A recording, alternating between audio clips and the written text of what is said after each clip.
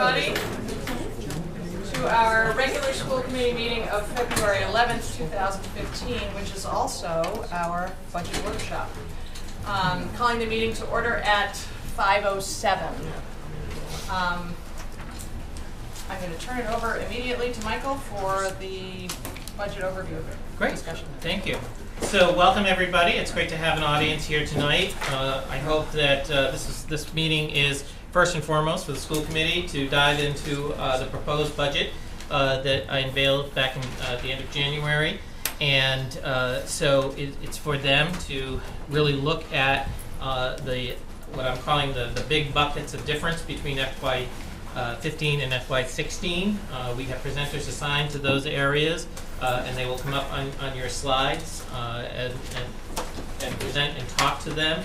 Hopefully the slides you'll find informative, but as we're going along, please, as you have questions, school committee members, ask those questions as we go along so that you get the answers.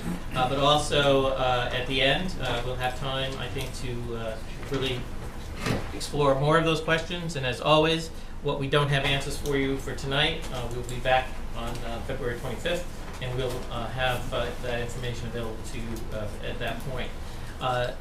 The budget document has changed ever so slightly since the one that you were that was first shared with you. So please be looking at the one that's in the packet for tonight, so that you're looking exactly word for word for the numbers that you will be talking about tonight. So without further ado, unless there are questions from the school committee, we're going to kind of jump right in. So the budget that I've proposed to you to meet the goals of the district improvement plan and the goals of the school improvement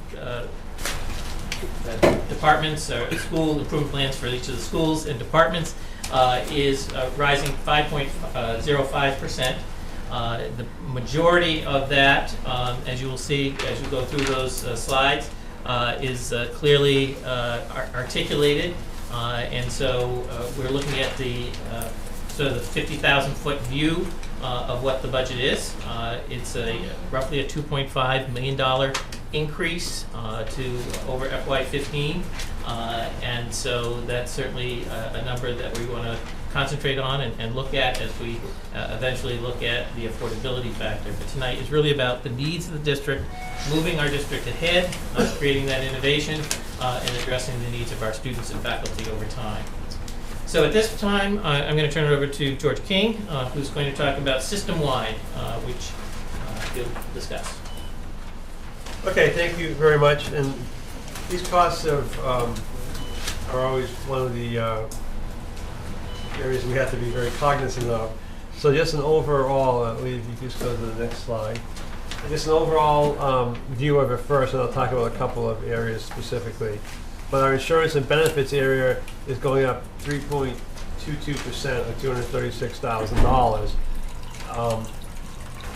Our transportation area is going up 4%, or $64,000. And the high school's debt service is going down. There's a combination of our as the bonds get older every year, it goes down about $20,000, and that is indicative of that. So to talk a little bit about where we're seeing these increases and decreases, if you go to the next slide, Alita, talking about our insurance. The Worcester County Retirement System, we saw a small reduction this year, about $10,000. I may have expected a little bit more based on the fact that I think their investment returns have been better the last couple of years, but it has been better than the $50,000 so increases we've seen in recent years. So it's a little bit of a reduction. I would, as I said, hope maybe a little bit more, but it worked out that way. Workers' compensation, this is an estimate right now, and right now I'm estimating a $27,000, 16% increase. It's really experience-based, and at the end of the year we're fully audited and our new rates are set. But it looks right now they'll probably be somewhere in that range. Experience just hasn't been as good this year, which sometimes happens the last couple of years, really. There's not one cause, it's just bad luck probably more than anything else with things happening. So that has a direct reflection on the premiums. Our property insurance is also going to increase this year. Most of that is The market is trending, the property and casualty insurance market is trending a little bit higher nowadays the last couple of years, especially for commercial exposures, which this would be considered. In general, we have not really been hurt by that. We're insured through Maya, which is the arm of the MMA, which we do our health insurance and our property insurance through, and it's a group of communities. So generally, we have not been hurt by the property insurance trend in the marketplace too much. But they did just recently revalue all our buildings, and the revaluing of the buildings, they brought them up in the total replacement value. So we're going to see an increase there. Again, this is estimated at this time, but I think that's a fair estimate given the increase we saw within this fiscal year based on the increase in the building value. The area that's always the most concerning, so to speak, is the health insurance. As we all know, that's always a potential budget buster. We've been doing a pretty good job with that in recent years through Maya. We're increasing this budget only 5%, so that is somewhat of a manageable increase. But it allows us for a 10% increase because of our experience this year. We estimate our surplus this year may be close to 5% because of the fact of the way we've been trending on it this year. So by only increasing the budget 5%, we're actually going to have about a 10% availability increase over this particular year. So that's a pretty good size increase, but that is the number that Meyer is, at least in the early going, recommended to us. We hopefully will have more details on that in the next few weeks. And if something changes dramatically, which I don't expect, that we have to get like a 6% increase, that might be an area we could reduce. But as of now, they have recommended to us that we carry the 10% increase, as they feel that would be what our increase will look like. Because even though we're in the major group for health insurance of all the other cities and towns, we are still rated against our own experience to some degree. So in other words, being in the big group allows us to cap certain expenses. So if we're on our own, we can be looking at sometimes increases based on our experience. But when your group decides that we are, you're essentially rated on your own experience when you just are directly with the insurance company, like we used to be with Blue Cross Blue Shield. So on a bad year of experience, we could see rate increases of 17, 18, 20%, because it's really just the cost of our insurance. So in recent years, the trend of our group is not great. It's not, for whatever reason, it's not a great trend. So we tend to be on the higher end of Maya community's increases, but we also get a cap based on the fact we are in the group, and certain claims are capped at a certain number and that type of thing. So it's a complicated field. There's really little we can do about it, just simply the experience of the people, the medical experience of the people who are insured under our plan. It's just not quite as good for our demographic as we might hope. Our dental insurance will increase, we believe, around 8%, and that's where that is budgeted for. So that makes up the overall increase in the insurance area.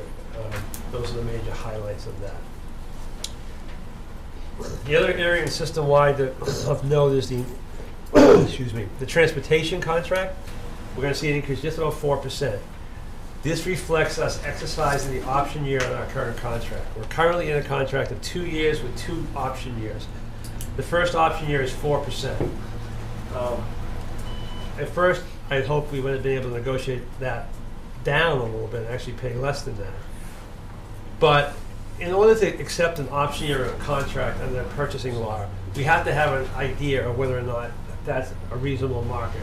In other words, we can't exercise this option at 4% if the going rate is considered to be like 10% below what we're paying now.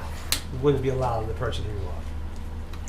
So although we don't have to rebid this contract, we can exercise the option only if it's prevailing in the market. And that's for obvious reasons. They wouldn't want us unilaterally option, wouldn't be good purchasing to unilaterally do an option like the company or whatever if it was not fair market value. So we have to establish a market value. So what we did recently is we went out to bid with a similar contract for the purposes of establishing the market value, and frankly also we have to exercise this option 90 days before the expiration of the contract, which is July 1st. So we went out to bid and got a better rate. We could then consider that rate and possibly go to that company or that contract and not exercise the option. And there's really no real risk in that bid because of the fact we knew we already had an option in place at 4%, which is at least a somewhat controlled cost increase. So when we went out to bid a couple weeks ago, the bids came in, and I got a little indication from other people that this was the case. The increase we only had one bidder, as a matter of fact. First Student, our current people, did not bid, and another local company we've had in the past did not bid. North Reading Transportation did bid. They're a pretty good-sized school bus contracting provider in Massachusetts, and their increase was 18% over our current cost. So therefore, by exercising this 4% option, we actually appear to be below the market rate. So not only is that, still 4%, but I think it's a good option for us this year. And we have one additional year option next year. So again, we'll have to gauge the market next year, and we have another 4% option next year. So this contract is serving us well at this point because otherwise we would have been looking at a large increase. We pay about $300, just in the very low $300 a day per bus for our buses in the current contract.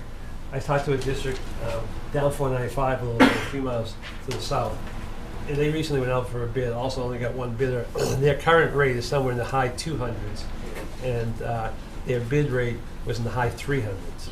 So they're going to be working on trying to negotiate that down a little bit, but they still expected to see a 20 to 25% increase. So it's a little counterintuitive to me, given the price of gas being down and things like that, but it doesn't seem to impact the contracts either way as much as you think. In other words, the gas prices have been high, hasn't really driven the cost as high as you think, and vice versa.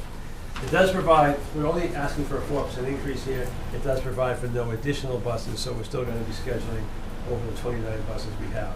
The contract would allow us to add a bus, though. It's not, even though we're renewing the contract under the option, the number of buses is at our option, but we have to pay the extra daily rate. So obviously, an additional bus at $300 plus a day is a $50,000 to $60,000 investment. So even though, as we know, some of our routes are tight, we're going to certainly try to once again get by with 21 buses. I think that's it for the central office issues that of any significant change in costs. Questions? Thank you, George. Monica Visco is Right here. going to go over the human resources aspects of our budget. It's obviously the biggest chunk of our budget. Yeah, the whole budget is about human resources because it's the biggest chunk of the budget. And these first couple of slides talk about this slide. So we're in the second year of a 3-year contract. There's a 2.25% COLA, 2% cost of steps. And again, the delta, when we presented the change in the collective bargaining, is caused by how many staff we have at the various steps. For the new positions, the first couple of slides are summaries or overviews of the new positions that are proposed in the budget. They're going to be followed by an Excel kind of spreadsheet presentation that shows the FTEs in this current year compared to the FTEs in FY16. So what the changes will be with these new positions and any other changes that are not new positions. So at the high school, we're proposing a 0.6 alternative education program teacher. This has been on the wish list of the high school for quite some time. It's basically to develop, it's the first step in the development of a program for ultimately the 2016-17 year for struggling students or students in an alternative kind of learning environment. And in addition of a 1.0 instructional assistant, this would be, there are 2 ASC instructional assistants right now. This would make 3. This is to provide immediate and more personalized support to kids one-on-one outside of the classroom. A 0.8 business teacher, this has been, the addition of this teacher, this has been student requests that we couldn't meet because of staffing.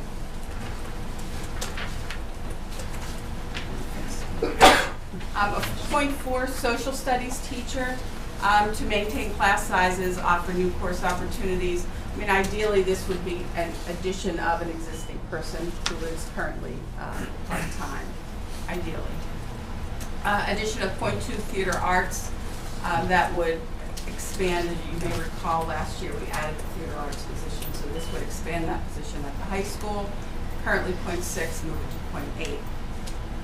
For the district, we're looking for a new tech support technician who would work across the district to, and Suchi will talk about this later on in his presentation. What this person does is they basically provide support for all staff across the district. There are 5 of them right now. This would make 6, and you'll see that again in the FTE summaries. At Hale, because of student enrollment, we would be asking for a new grade 6 position. At Florence Sawyer, this position, a special educator for grades 6 to 8, will be talked about in greater detail under the special education presentation. And a 1.0 instructional assistant for the kindergarten at Florence Sawyer. At Center, a 1.0 or a full-time special educator at grade levels 3 to 5, again based on student need, and a math specialist. First, again, the special educator will be discussed in greater detail in a few minutes. And for the special education department, we're asking to add a team chair, who's something, the way it's designed right now, the team chairs support schools across a certain level, grades 3 to 5, high school. Depending on the level to which they're assigned, they do the IEP meetings. There's just such a demand for the workload right now that we're asking for an additional team chair support person. And because of student needs, we're asking for a related service provider. Could be occupational therapy, physical therapy, or speech therapy. And here's the Excel design kind of list that it's really hard to see, I apologize. But the changes in FTEs, which is a full-time equivalent, not necessarily bodies, in the different departments, everything from the system-wide health, facilities, teaching and learning are staying the same. There are no new requests in this budget. Under special education, the FTEs would go from 6 to 7 with the addition of the team chair. The Unit A, or teacher position, we're asking for an addition of 3. The related service provider, the OT, speech, PT, special educator at Center, and special educator at Florence Sawyer. That's 3 FTEs, those are full-time. Technology, it would go from, I'm sorry, I said 5 to 6, it would go from 6 to 7 for tech support across the district. Athletics, the FTEs would stay the same from 2 to 2. At the high school, the addition of the .8, it would go from the FTEs, and FY15 is 2. We're asking for 2.8. English, the theater arts position is in the, right now it's budgeted in the English department, so that would, the FTE changes 11.6 to 11.8. Guidance, the alternative program educator would be under the guidance department. That would move the FTEs from 6.0 to 6.6. Library, media, math, music would stay the same. Social studies, the addition of the .4 educator would move the 10.4 current FTEs to 10.8. Science, tech ed, foreign language stay the same. The ASC tutors, the one-on-one instructional assistant that supports the students outside of the classroom, that would go from 2 FTEs to 3. That's not mine. That's fine. Oh. So at Luther Burbank, all of the FTEs for FY15 are mirrored in FY16. In Center School, under the Center School teacher salaries, it's 39.6 FTEs right now in FY15. That would go to 39.6 in FY16 because of a reduction in the teaching staff, movement in enrollment, but we're asking for an addition of a math specialist. All of the FTEs will remain the same.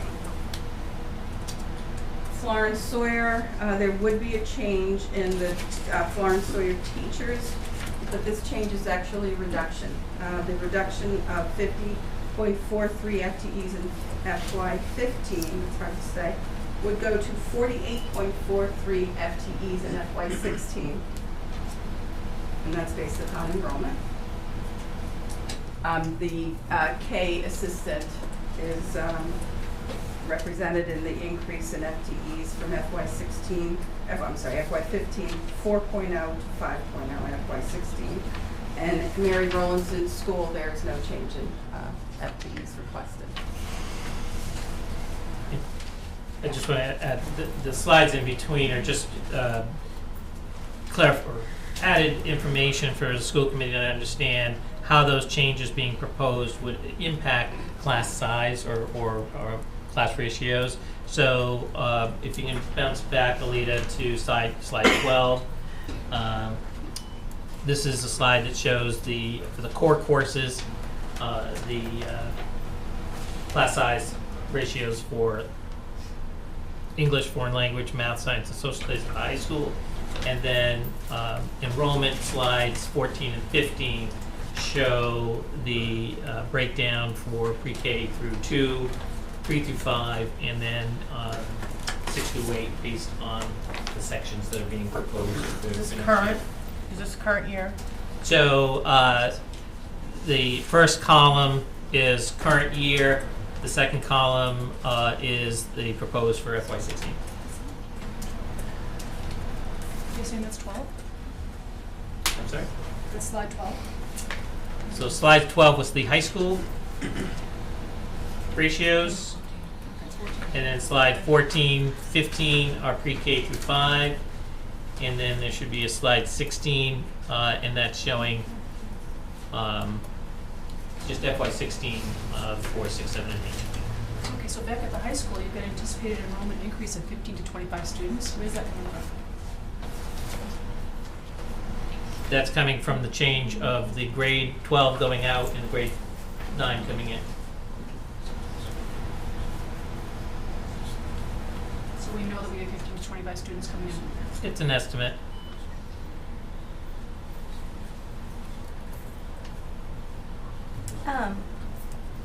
Is this all the additions?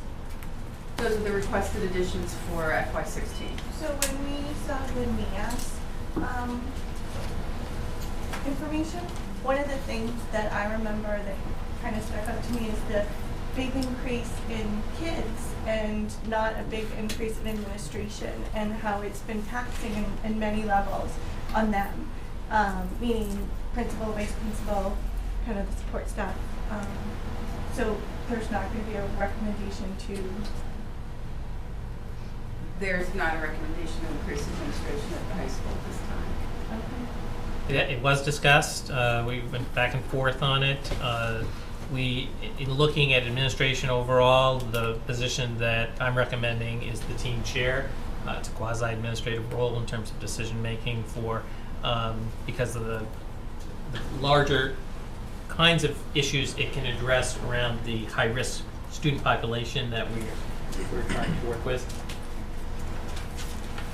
So when we had that discussion, that was part of it, but I think another part was to head up and lead things like professional development, mentor, pull the teachers together, all that kind of stuff is kind of falling down only because the current administration, the huge increase in students has put them into more disciplinary roles, which that will help, but also facility maintenance roles they're helping a lot with, getting called because of building issues, space issues, things like that. So are we sure that we don't need, so we're sure this is... Well, I would say there is a need for all the reasons you just articulated, but weighing all the things, including cost, the decision that I'm recommending is to go with the team chair. Okay. It won't go away. Both. I mean, I know, I just feel yeah. like that was such a strong voice from the teacher community at the high school. I would have expected to see that as well. If not both, at least we could at least decided that we couldn't handle both, but. Okay. And I just have a question, since teaching is based on FTE counts, what is the current FTE count? For some reason, that's, we don't talk about people, we talk about FTEs. So what is the total? Overall for the entire district? Yeah. Add multiply. I don't know. It's on the, it's on the budget page for the salary composite. So the net of teachers, we're asking for 8 new positions. We're reducing the district by 3 FTEs, so the net is 5 overall. Well, I'm just wondering, because when you go back and you look at the state to see where we're at, back in 2012, we had 244, and then we actually went down in 2013 to 218, 219. So I'm just wondering where we're going with the FTEs. And when we take away, we put them in. But I'm just trying to. Well, again, it's based on enrollment and student reading. Well, I'd like to know what it is now, and where we're going. I just want to see what kind of direction we're going in. So you want a total for, Get to the you want a total. total FTE for 2016 versus 2015 Right. for the district? Because you can't get that amount. That's the number to.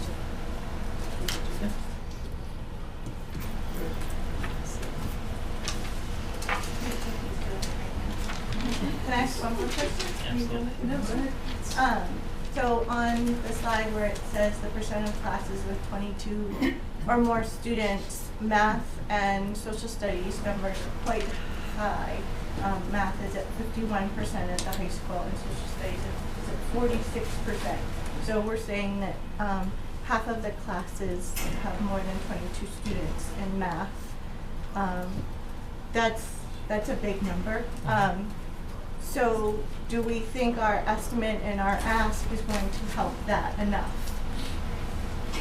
Was there an ask for additional math resources? The breakdown wasn't there.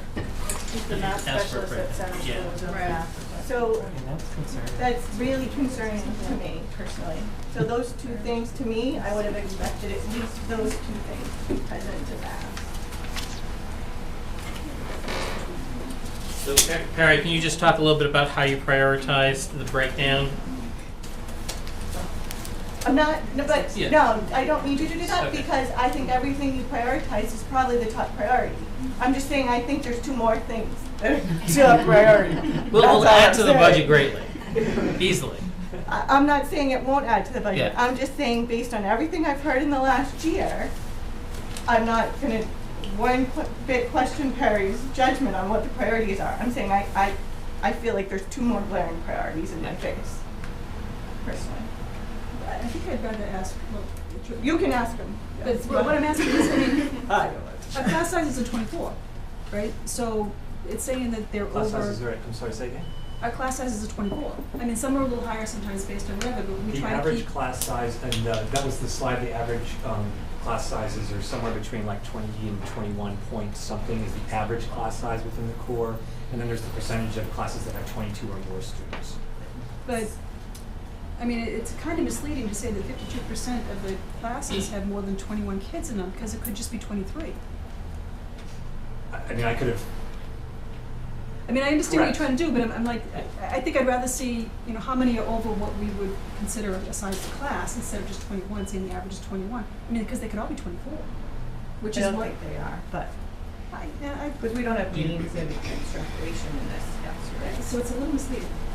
You know off the top of your head this year what, if you give me about 5 or 10 minutes, I can tell you what they are. Okay, come back. So when you do that, Perry, can you also, because last meeting it was mentioned that you asked for 3 FTE, but originally the ask was 5, or 2 to 5 or 5, I can't remember, but Michael, we had that conversation, so there were additional heads that Perry was interested in his initial request. Oh yeah, I would say that across the board. And I'm sure that's the case, but Yeah. I would like to know from the high school's perspective where those additional heads were, where were you looking at opportunity? So a variety of different things. I would say looking at some of the other departments and trying to add sections across some of the other departments. Math being an obvious choice. given that they have the highest class average and percentage of classes with 22 or more students. There's definitely conversation around the need for another administrator. When you give the choice, I tend to try to prioritize teachers in the classrooms as opposed to administrators, because they're the ones who are looking directly at the kids. I have a bunch of different scenarios in my head. I would say largely looking at trying to add section counts across the other academic departments. In an effort to reduce class size Uh, or add additional courses? Both. Maintain class size. I mean, I would say that if the enrollment projections are roughly accurate, if we go up 15 to 20 kids next year, that's roughly a section per department. So having a 0.2 is roughly kind of keeping up with that. But then also there are some classes that we'd like to be able to offer, and that depends on. It's always a trade-off. We can have higher class sizes to support an additional class go in. So those will be decisions that we'll have to make as we look through the master schedule.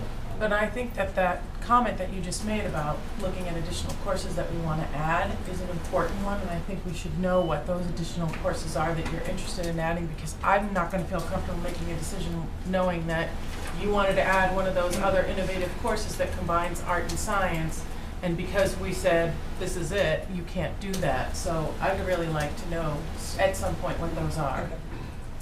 I'm actually having a problem with this as you're talking about it, because we actually, in Stowe, our classes run right at the line, 25, 26, whatever. And we decided at one point that 28 was the number we were going to add another class. And those, the lower levels, really we need the smaller classes. In the high school, I wouldn't think you'd need the smaller classes into 20. You know, I mean, within the 24, I mean, is that? Well, it depends on the type of class too. It depends on the I don't want to answer for you. The course and also the level, I would assume. You want to make sure that but you can answer that question since you're there.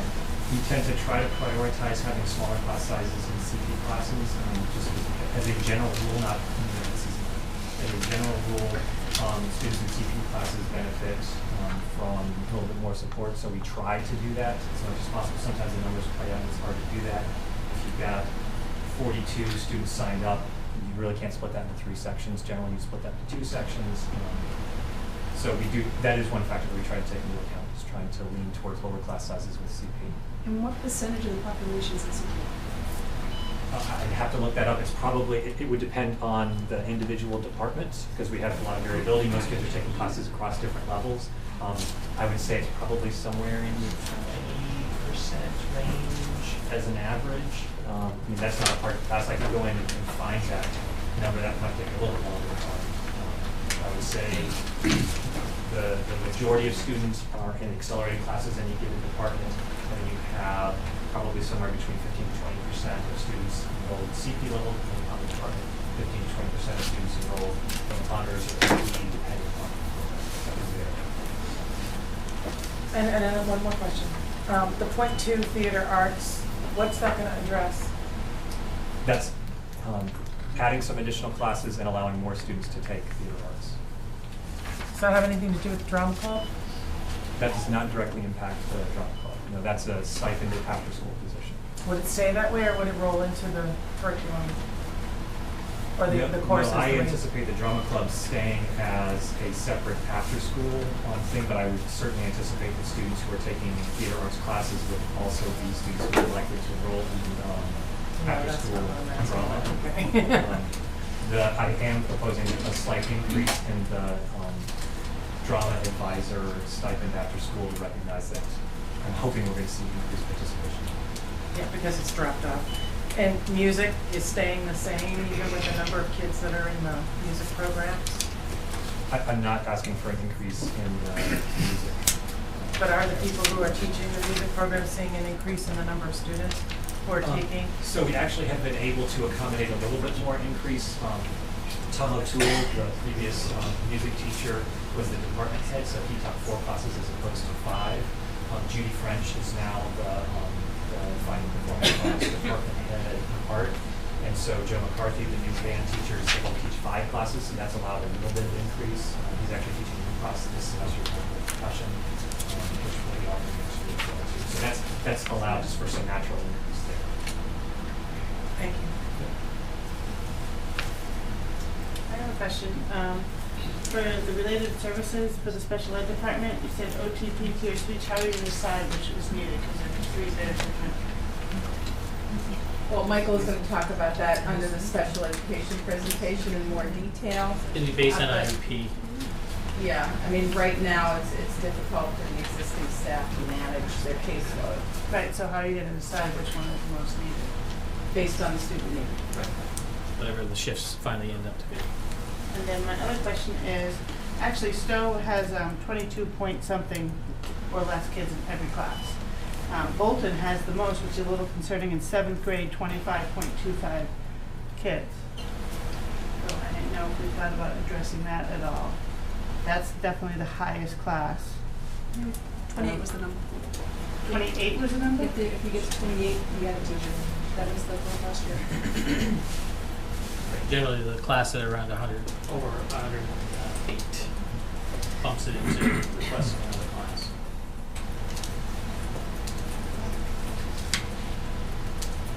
Another question. On slide 14,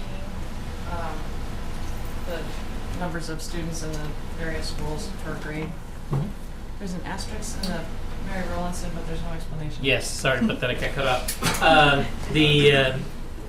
We generally are expecting about 65 kids at Mary Rowlandson. Just to keep consistency, we checked in to see what the report back was. We only have now 45 on the list. There are actually 3 FTEs planned for next year, and 3 are in the budget. But this is a place we're watching, so we only have 40 students right now signed up for kindergarten at MRE.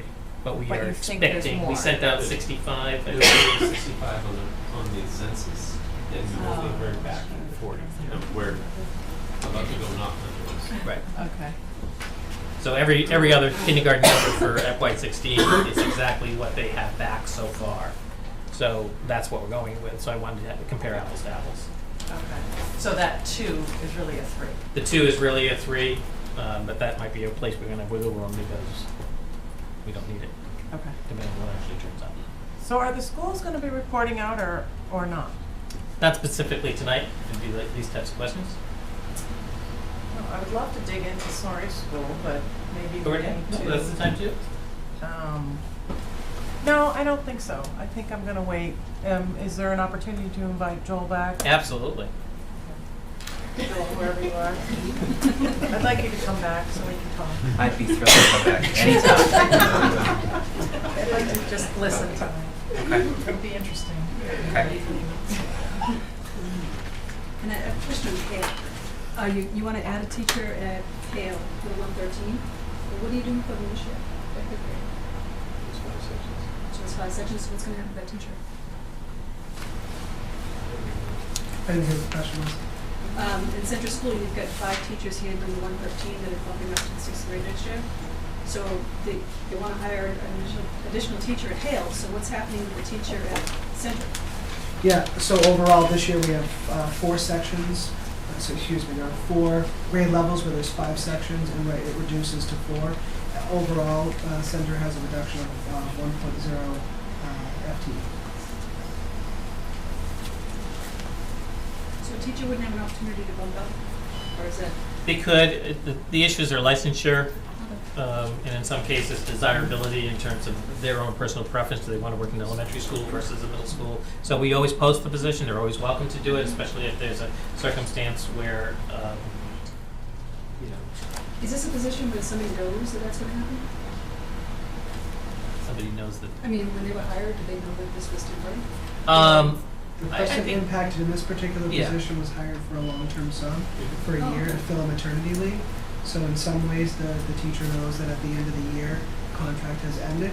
That said, this teacher's done a tremendous job, so we're going to do everything we can to keep them on staff. As Michael alluded, if there's a position for which they're certified within the district that's available, then they would have the opportunity to apply and to move the coordinator. Okay, so I do have a question. So I'd like to ask someone from the Bolton Advisory or one of our selectmen, do you know what the projections are for a move-in for Bolton for next year? Do you guys have any idea what that is? No, current data, just came up, Anything you can give me as a. like households, things, Yeah. numbers like that. Town hall has it, and we had those numbers the other night. I didn't bring them. That's okay. I don't mean to put you they're on the No, spot. they're easy to come by. We were The looking at reason them. I ask is, going back to something Julie said, is when you look at Sawyer School in the 7th grade, it's currently at 25.25 students, right? Right. Per class. So if we have any families move in, we're over the 28. What happens then? We look at a new teacher. So we would We've just, done that in August. we would add another teacher, and then what happens if it happens mid-year? What if we have 6 kids come into that classroom? Mid-year is more difficult. Right. For lots of reasons, mostly programmatic. So it's unlikely we do it mid-year, but certainly, by August, if we know by August 15th or so, we would definitely do that. We've done that. And the policy is at 28 right now? Is that right? 108 total class. 28 Per class. per class, yes. That's when we added a new teacher in Stowe. Over Yeah. 3 years ago, was it? Yeah.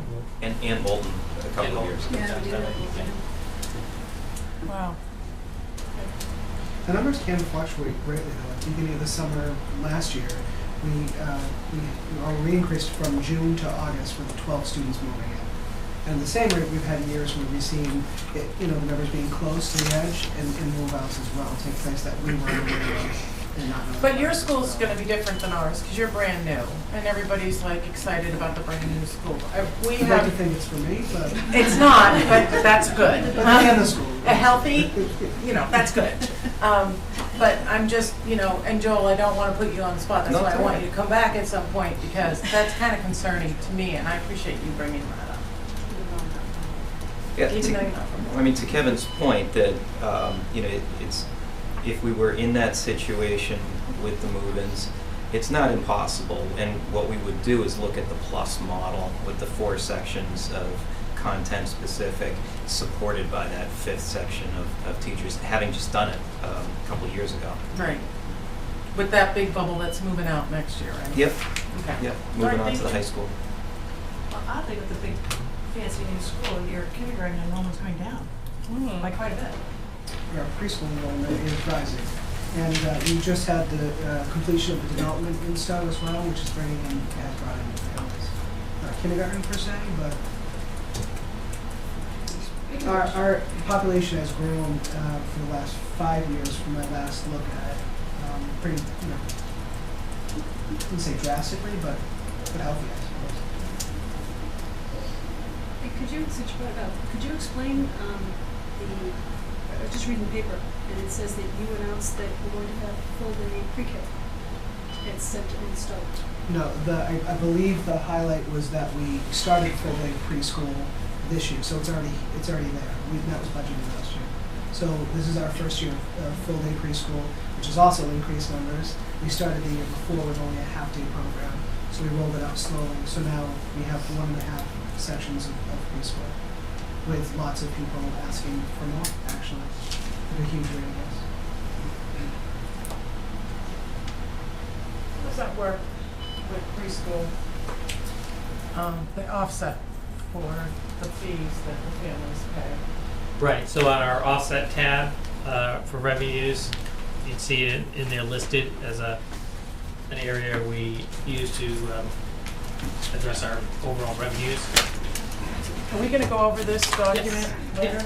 Okay, I'll wait then. Thank you. It's under, I believe it's under grant offsets. Line 19. Other questions about enrollment? I have a question at top mind. I'm wondering how at 11feb we handle this. Our 7th grade is at 24, which is, we have some transitional students that we are mandated to educate that sometimes come in and out. And how do we handle that if it gets to the excess numbers throughout the classroom? 28. Yeah, I mean, because I think sometimes we have unpredictable, we can always predict the enrollment of some students that may come and go. And it appears to me recently that we've had a lot more students Yeah, we haven't been at that number. We haven't. We haven't been at 28. We haven't been close, and then it kind of comes and goes. No. But that would be the same situation. There's, you know, there's a small, we do have kids coming from the program, but that's, you know, a handful, that's not a handful every year. And that's plus the grade. And do you typically get notification in August, or you just, that's what I'm thinking, it's totally Yeah. unpredictable. Yeah. Okay.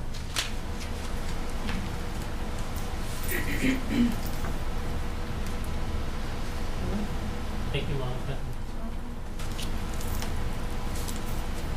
All right.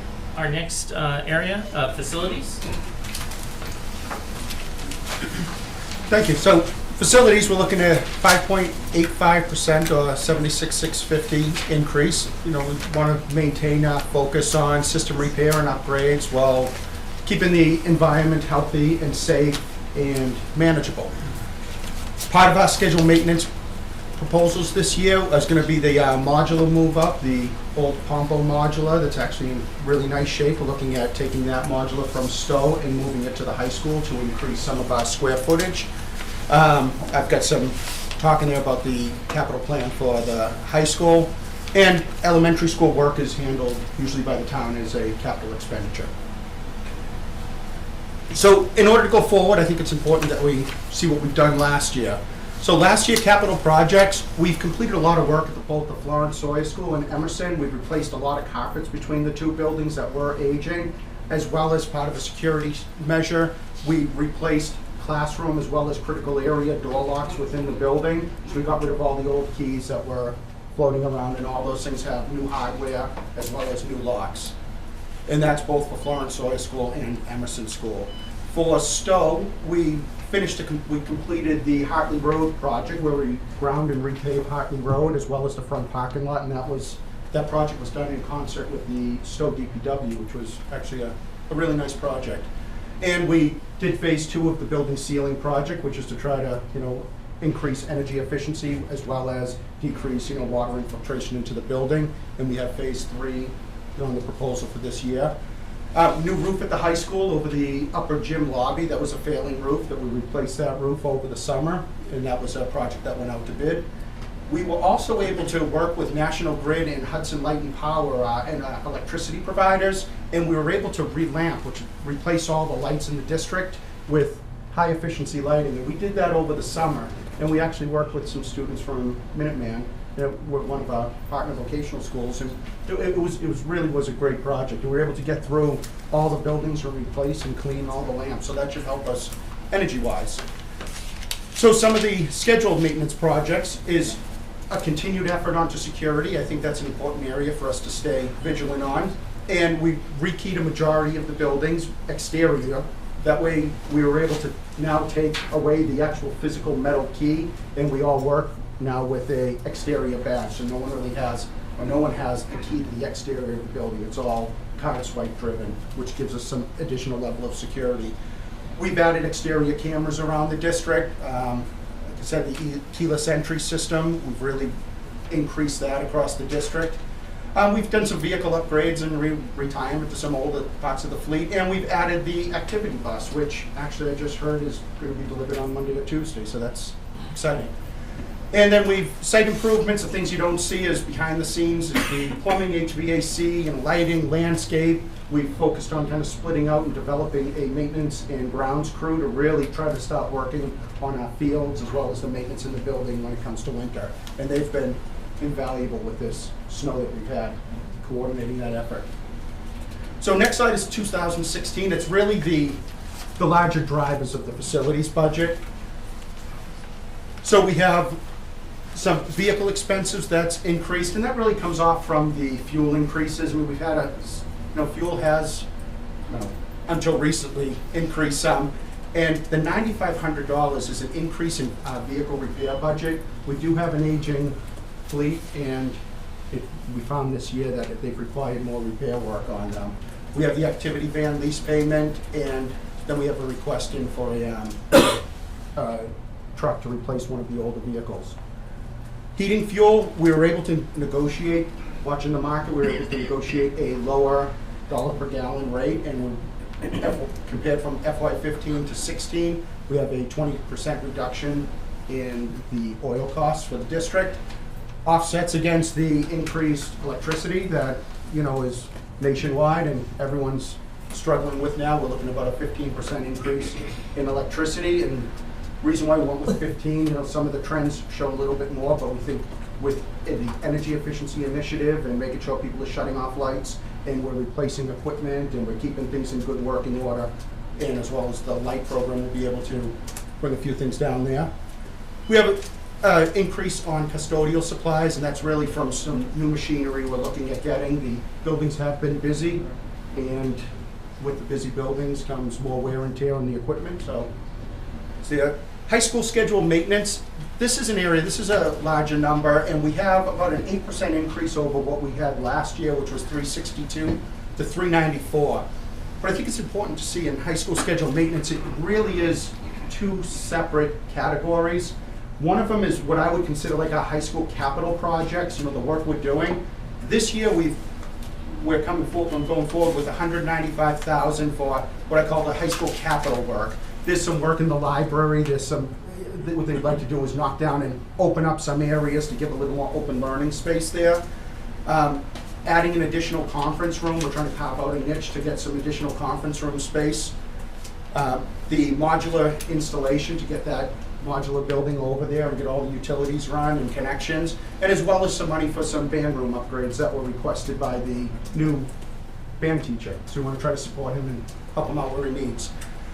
Second part of this is the $199,000, and that's for what I would consider general maintenance on the building. You know, interior work, the fields, cameras, roofing repairs, HVAC repairs, adding new cafeteria seating as things get broken, and you know, different utilities and you know, parking lots, window repairs.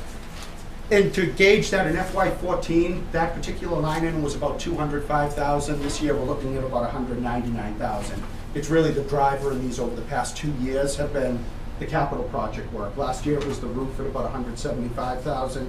This year it's the roof capital type projects. And then we have our district school schedule maintenance. These are the requests and the needs from the local district schools that don't fall into that capital project bucket that we go to the towns for.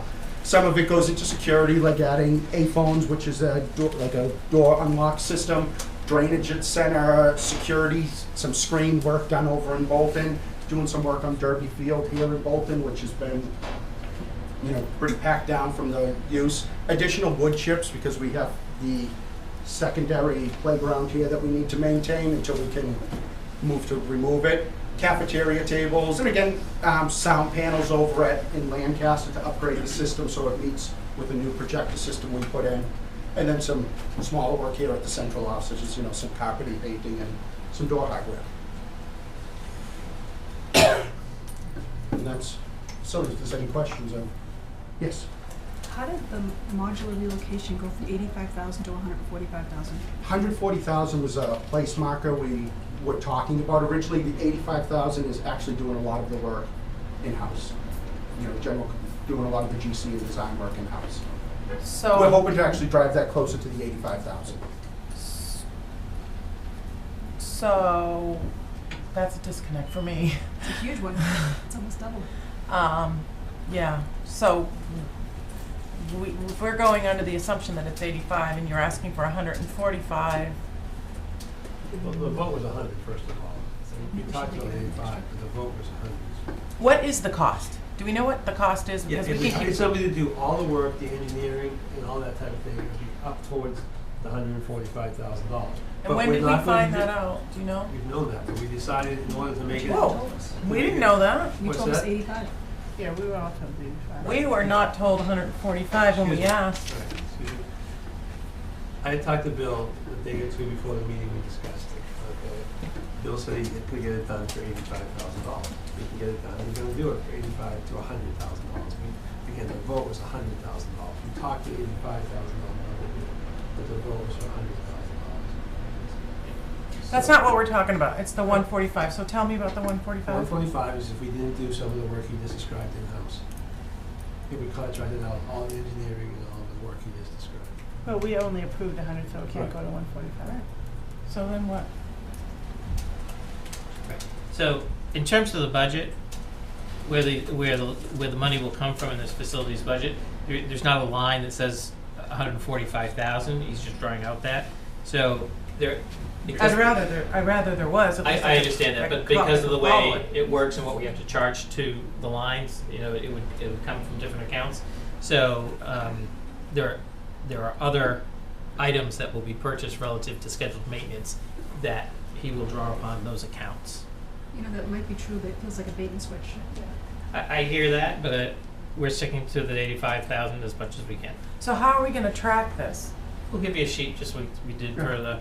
Yeah, I could do a breakdown as we go through the process. A lot of the hope is that a lot of the work we can do in-house, I'll provide the engineering services and design and do the general contracting services between the move from there and the eventual installation at the high school.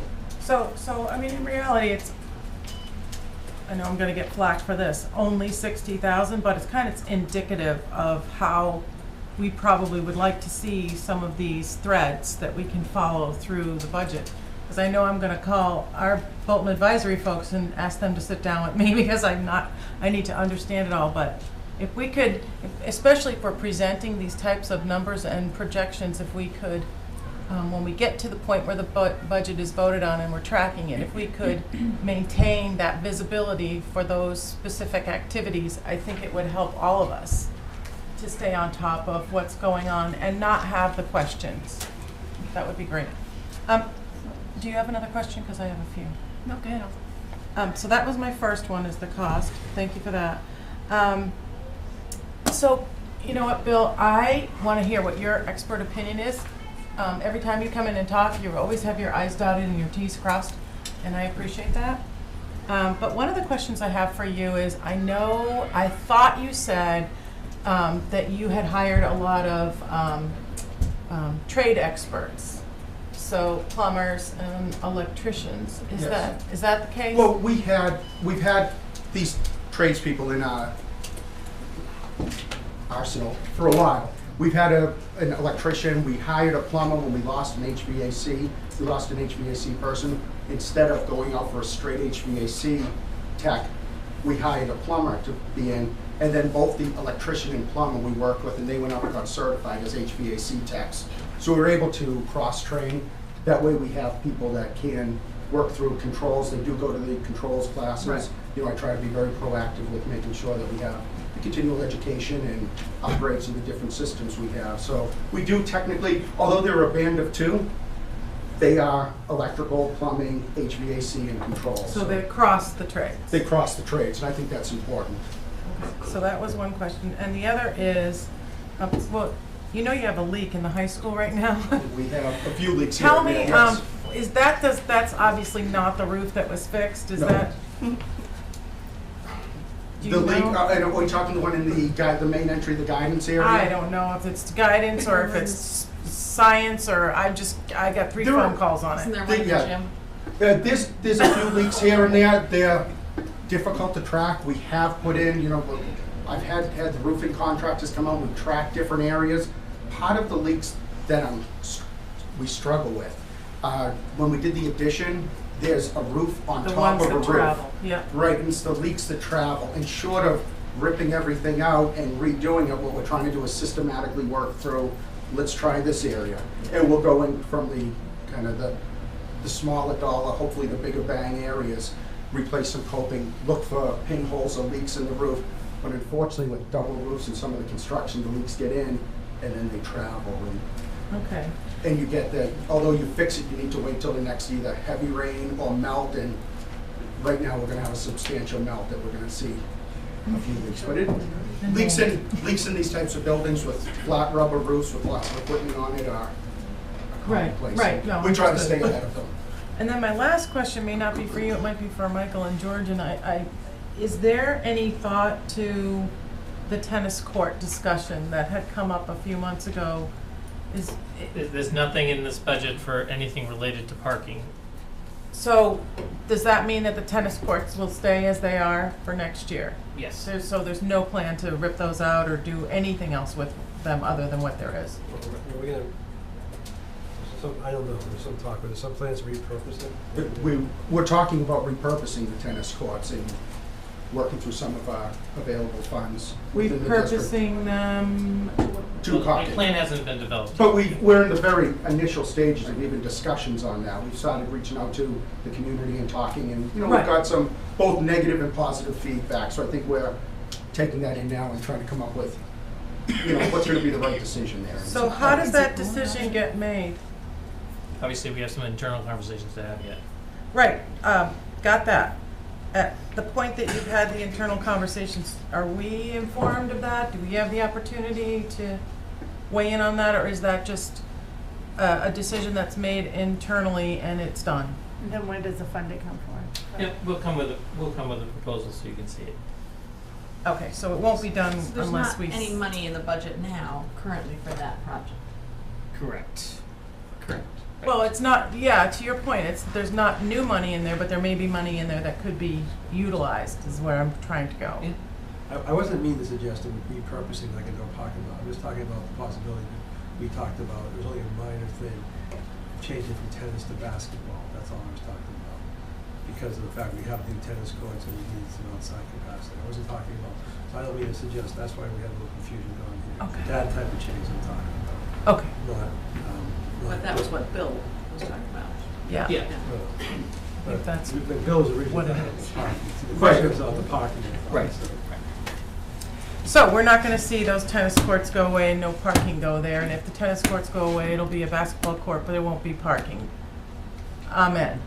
Okay, Well, no, they didn't say that. I think they just did, No. did We're you not say that? No. It- The I don't know what the repurposing is parking- up for grabs is what I'm hearing. But what I also heard was no parking lot. There are no plans in this budget. Oh, that sounds like, That that doesn't sounds mean like it's the not gonna happen next president. We currently, I can't tell you that as we look and unfold a plan in general for the building, we won't consider parking as part of that consideration, and it's a flat surface, so I'm sure that parking is going to be, that space is going to be considered, whether, I don't know how many years out that is, but it's not in the FY16 plan. So making it a sports center, like weightlifting and whatever, that's totally off the table. Because that's what you talked about initially, 2 years ago. Yeah, that was 2 years ago, yeah. So that's totally gone. So this could be repurposed into anything, and it still could be parking. Anything flat that can use the surface that, and the underpinning that's essentially But there. it won't become parking in the next year. Correct. No, That's what we just heard. But it's right? not off, Right. but it's That's not what I off the wanted to table. know. It's not off the It table. is not off the But table. what I don't understand is, it is a flat surface, Right, and we need space, right. and we'll never consider it as classroom? Well, I've never used the word never. I just did twice. I usually won't use the word never. You know, that's certainly something, it would be difficult to have it for space, just because of the distance. And unless you were gonna build a freestanding building with facilities, which would be difficult to do there, but not impossible. But So I won't, But in space study, what we're talking about is the core classes are no longer, the electives are no longer considered electives, they are somewhat core classes. So there are some instances where you might be able to do that. I mean, because it's still a viable it's space. an outside of the box thinking, yes. We like outside the box. Yeah. You're getting squished. But it's not on the horizon, planning horizon for FY16. So we're not closed-minded about the parking. It could be anything. Outside of FY16, yes. Right? With more discussion. Okay, district-wide cameras. We don't have any right now, right? We do, yes, we do have district-wide cameras that every school has. So the interior to every school. Not interior. The only school that has interior cameras right now is the high school and Center when it was designed as one interior camera. Okay. So is this talking about adding them to the other schools? No. Interior? That discussion hasn't, well, We just passed a policy for that. No, we read a policy. We Well, I didn't mean, pass anything. it's on the table, so it's come out of policy committee. And again, it's a recommendation, not a law. Right. Okay. So it's not a done deal. So is this saying that we've got security cameras in the budget? I have money for security cameras in the budget. How we determine where to use them. Okay. And how are we going to operate them? Are they over the network? They are within our network, So yes. do we even know if the network can handle it? Yes, I work with G on the network for there. We don't have any problems there because it's within our firewall. And we do have the bandwidth for that. We haven't had So any that problems. would- And every school has a local server, so all the information from that goes to the local server, so it's school-based. And then, you know, there's a master program that can just pull visual images if needed. Okay, so when we talk about the network, that'll come up. Yes. We can talk. Okay. So quick question, if you're saying it's inside the firewall, that means it's not, like, the BYOD is outside the firewall, or, I mean, because I know that there's always that question of bandwidth and Yes, it's inside, like, we can talk details when we talk about technology part. And I'd say 80% of the existing, maybe even more, maybe closer to 90% of the existing camera system doesn't run on the network. It is an analog type system, so the wires run directly from the camera to the server. Anything newer that we put in over the past year and a half or so, I've been transitioning to an IP-based type camera because it's newer technology and it's more efficient, works better. So we have a really low draw, I mean, bandwidth with security. Any questions? And the earphones, where are you using those? The A-phone is, one of the requests was at Center School. Right now, here in Bolton, in MRE, and now we're looking to move to Center. We have the A-phone, which is the button when you walk up, you press it, and Mary talks to you through the speaker. Yeah. What A-phone has come out with is the ability to also have it on a laptop. So if Mary wasn't at her desk, or if extended day was somewhere remote in the building, when someone hits the buzzer, it comes up on their computer screen. And So it's. Where are those right now, Bill? We have one here at Emerson, and we also have it in MRE. So they run off the computer rather than just the little A-phone box. So is that for, oh, that's only for Stowe? That's only for Center School, and that's more to help out with, you know, Kevin's group as they're transitioning and moving around the school, as well as the extended day program after.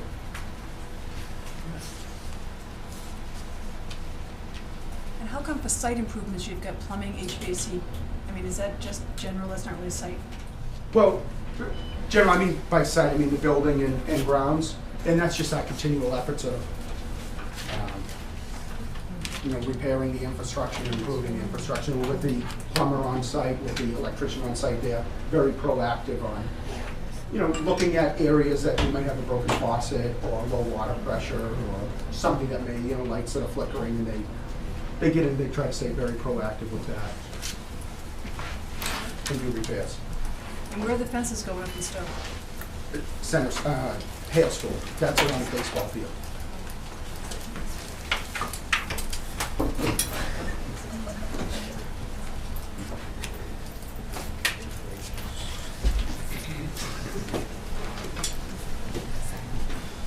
Other questions?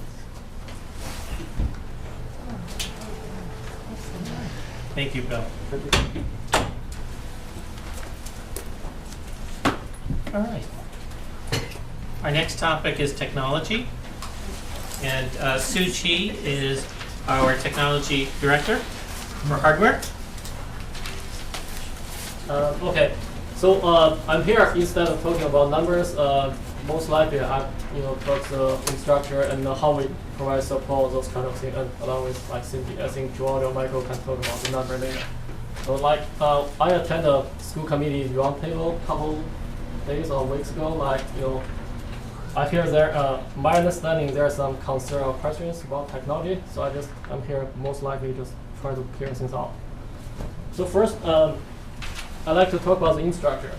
So the district do have a pretty robust infrastructure, including local air network and also wide area network, which means is inside of each schools, we have a pretty good connection from each endpoint, meaning like each station to the core switch in that building, and from each building, we have a very strong, very good connection to the data center in high school. So that being said, meaning from every single point in each building, all the way to the high school, we have very smooth, very big like pipe. So there's no delay for that part. And second is the wireless access. Right now, the district for all the core academic area, actually not core, all the academic areas like teachers, the classrooms, the labs, all those kind of places is 100% coverage. Then for other areas like in the hallways, the cafeteria, gyms, all that is definitely over 95% coverage. So the only place might have a not that good coverage probably is bathroom, is a corner of the building, those kind of places. But generally speaking, like anywhere you go in the building, you can have Wi-Fi coverage. And so this is just where there's coverage. This is not usage. This is not reported usage. This is, that there's coverage everywhere. Yes. That's what you're saying? Yes. Okay. Theoretically. No, sir, we have data. I can show you a map. Great. Yes. Okay. Keep going. I'd love Okay. to hear it. Yeah, then we have one single connection for to internet, which is at high school data center. The current connection bandwidth is 200 meg. It's symmetrical, both download and upload. We like to increase that to 500 by summer this 2015. So it just also the number we're asking is based on the data, the usage we got from some software. But that's just hardware, right? What do you mean hardware? Well, because you've got a fiber connection, you're not putting more fiber in, are you? No, So the you're talking fiber. hardware. The fiber is kind of it's just a physical connection, but how much bandwidth? That fiber can handle as much as you want. You can think that way. Okay, so how are you going to increase from 200 to 500? Oh, we're just asking for more. Like we have to we put out a bid. More fibers or more hardware? More bandwidth. It's not hardware. It's kind of service. It's just like you have a so TV. we don't own the fiber? We don't. This is a lease from Comcast. It's a paid 5-year for it lease. We don't own We never own fiber. it? So we don't have an INET? Yes. We don't have a... He's talking about the internet connection. Yes. The thing Not between the schools, this is actually to the central office? High school. All right, can I answer your question? There's a two-piece.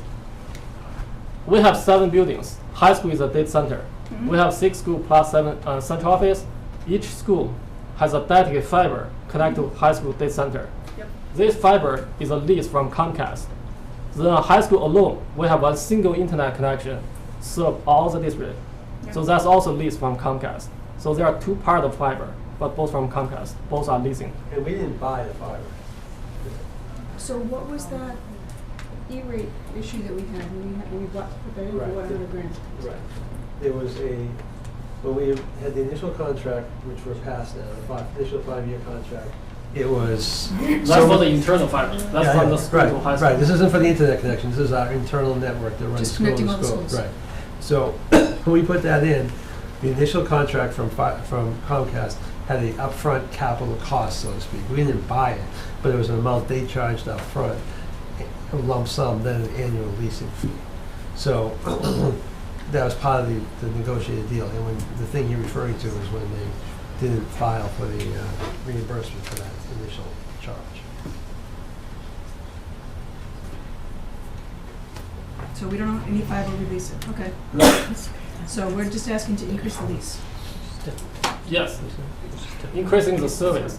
Yep. Yeah, Just like TV, you have certain channel, like you want more channel. Same thing. Actually, just before you go off that slide, you didn't talk about the professional site survey and on the district-wide wireless access. Oh, okay. For the Wi-Fi, right now the district, 80% of the device like we use are portable device, meaning like we use I'm sorry, can you say that again?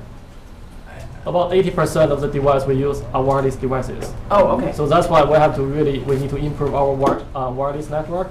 That's why we did a lot of. We actually hired a professional company help us to do some site survey, meaning just walk around the building, detect what kind of wall that is, if it's concrete or if it's drywall, those kind of things. Then we figure out what's the best spot to locate access point. And that's this wireless training solutions? Yes, And also they help us design and also implement, also recommend the product, which is iRehab, which is an enterprise level. It's not just home use, it's enterprise grade. So, can support really high bandwidth throughput. So do they provide you with a layout and the distance limitations and what you can do with it? Yes, we have a detailed report. If you want, I can share with you. And actually, it's interesting.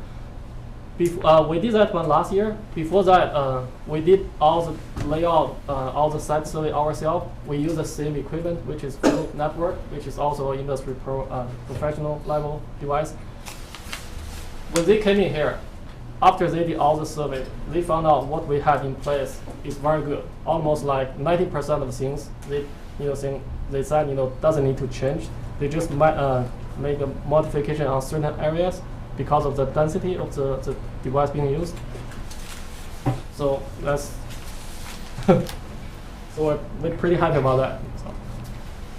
But from what we were reading and what I've seen, the system's really slow. That depends on, like, for example, today, I actually feel it's kind of slow. See, like device, that is access point. That is enterprise level. For that one, if you reach close to like 30 device in your like closed environment, you will see slowness. Like I think you guys, I assume like you guys have school committee meetings here often, right? Before, if only like about like 10, 15 of you guys, you probably feel much faster. But today, I think every one of you guys feel slow. It is because that device can only handle up to 30 devices. Same thing in schools. Like the original design, like when we lay out, we work around the building. What we try to do is cover all the areas with a normal use. Right. But in the past couple of years, like we push out more wireless device like Chromebooks. What we found is in the same grade level, for example, like grade 4th in one school, if there's a 2 class try to use the same, teach the same content, each class take a Chromebook card, which is like has 30 device. They all like 2 classrooms like side by side. Suddenly, one access point has to serve like 60 devices instead of 30. Right. So everybody just feel everything suddenly slowed down. It's not like the design is bad. It's just because suddenly the demand increased. That's what we are doing now. So based on like the content area, like we are kind of beefing up the area needs the most. So we are addressing that now. This will be an ongoing process. It's never end. It's not like we do this, it's done. This will continue going. Like next year, we try to do the BLD for 8th grade, so it's a 1-to-1. For that, we're gonna focus on to improve the 8th grade classrooms, all the access point around those classrooms. We're gonna beef up, add more. But there's a limit. Yes, there is a limit.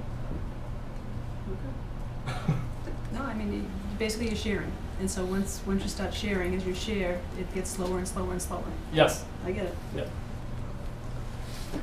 Coming to the next slide. So next one, it's kind of show you guys. Can I just stop for 1 second? Oh, sure. So when teachers are saying things are crashing, we can't say no, there's plenty of stuff. We have to say, yes, we hear you. Things are crashing because there's an issue when multiple rooms are using 60 laptops next to each other, using one device. We have an issue. Okay, can we agree with that? Do you agree with that, George? Well, he or she, I don't know. Because as much as you say to me right now, Yep. and I believe you, that we have a good network, Yep. I hear so much about how our network can't handle our current situation. I think actually, I know Please that. don't say actually, that's not true, because I hear that. No, that's Don't what I'm say trying to say. that. I hope I was on the table when people complain, so I can answer every, because there are so many scenarios. Every single one, I probably have a reasonable answer for you. I'll give you one example. Right, and the reasonable answers I totally understand. But if we're going to have design and we're going to expect things like technology in our classrooms, we have to not say, we don't hear you, teachers. We have to say, we hear you, and this is what we'll implement. Either the math department has to decide during a period, only this group can use the computers, or everyone will be jammed. You know what I mean? I'm just saying, we have to listen, understand, and fix. It's Yes, on thing. actually, let me answer you this. The reason I'm being here, that meaning like we are listening. Because of that meeting, we take it seriously. Like I was asked here to answer some questions. I can give you 2 examples. One is in high school, one is in Burbank. Parents probably could tell this. Last year when we first started like this push out not only BLD and also the Chromebooks, I think along the English department, is that true? In that about like 10, 20 classrooms, we notice some issues. Like, depends on what location, where you sit in a classroom, either you close to the hallway or you close to the window. The signal strength you got is different. Like people will drop off, like some people work. So after a lot of research and look into the data, so what we figure out is, we have to put in a single access point in every single classroom in those 10 classrooms, which is what we did. Great. After that, we don't hear any issue from those classrooms. Perfect. And same thing in Burbank School. Along the, Pat could know this, like along the 117, along that, there are a couple things. One is there are so many neighbors, residents. They have strong access point. Their signal actually coming through the wall to our school. So our device, when they put up, not only see our device, they actually see the residents. So there's a lot of inference. So also same thing. What we figure out is what we need to do is put single access point in every classroom. Then lower the power, like the signal doesn't transfer long, but only stay in that classroom, which also solve the issue. Right. So those are the issues. Those are the ways how we address this issue. So we do listen, and when we listen, we analyze, then we find out resolutions. Thank you. Perfect. So I have another question for you. Yep. Do you keep report logs for data monitoring? Depends on what kind of a data. So for anyone who's supposedly having a problem with the system, whatever that is, and they can't get on, they get pushed off, whatever the issue is there a central place where they go to enter in that information on this date and this time, this Yes. happened? Yes, we have a system it's called ticket system. But what we learn is sometimes teacher is too busy with teaching, they don't really have time. But if they call the local ITS or the media center person, tell them exactly what happened, those people will help them log a ticket, then we can go there to look at it. Actually, that's how we found out the issue in high school and also in Burbank. So when people really log that one, we will actually go in to investigate. So they have to know that when they do have problems, they really need Yes. to report them. The issue is the user experience everything, no matter good or bad. They have to let us know. If they report the issue, we will address it. Right. But if they just talk to among themselves, talking to other teachers instead of go to the right channel, we will never know. Right. So- I hear that. Is that system advertised? I mean, maybe they don't know that there's a certain. The system has been in place for 8 years. We've worked really hard. I just want to jump in for a second if I can. The Web Help Desk system, when I first came about 6.5 years ago, nobody wanted to use it. It was, it was really difficult to get teachers to use a system and report. And then probably by 3 years ago, okay, I'll do a ticket and you get the eye roll. But really, if you asked Chi to produce data, if you wanted to see that, you would see that that ticket system is well used now. You do get the teachers who all go into a building and they'll say, oh, this morning it was really slow. And I'll say, did you do a ticket? Oh, no, not yet. So it's hard. I don't think it's the same as being in business, where you can do a ticket right off the gut. You have 25 kids in your classroom. You can't do the ticket right away. But we do have ITSs in the building who hear about it, and sometimes they'll log the ticket for them. Is this an online ticket? Yes. Yeah. It's accessible anywhere, anytime. You Yeah, can even do it from home. Actually, there is Yeah, an app. I've done it on my phone. Yes, I have. There's not an app, but it does show great on a smartphone. So it's been a process to use that Web Help Desk system, but it certainly does not work very well. And it's very hierarchical, so that, for instance, if a website is blocked and a teacher wants it unblocked, that ticket goes to me throughout the district. It goes right to teaching and learning. So if it's something for a math site, I can look at Martina and say, Martina, someone wants such and such unblocked. TNL approves it, and then it goes to the principal, and the principal, because we want the principal to know what's being unblocked in their building, they actually approve it. When that's approved, it's unblocked. How long is that process?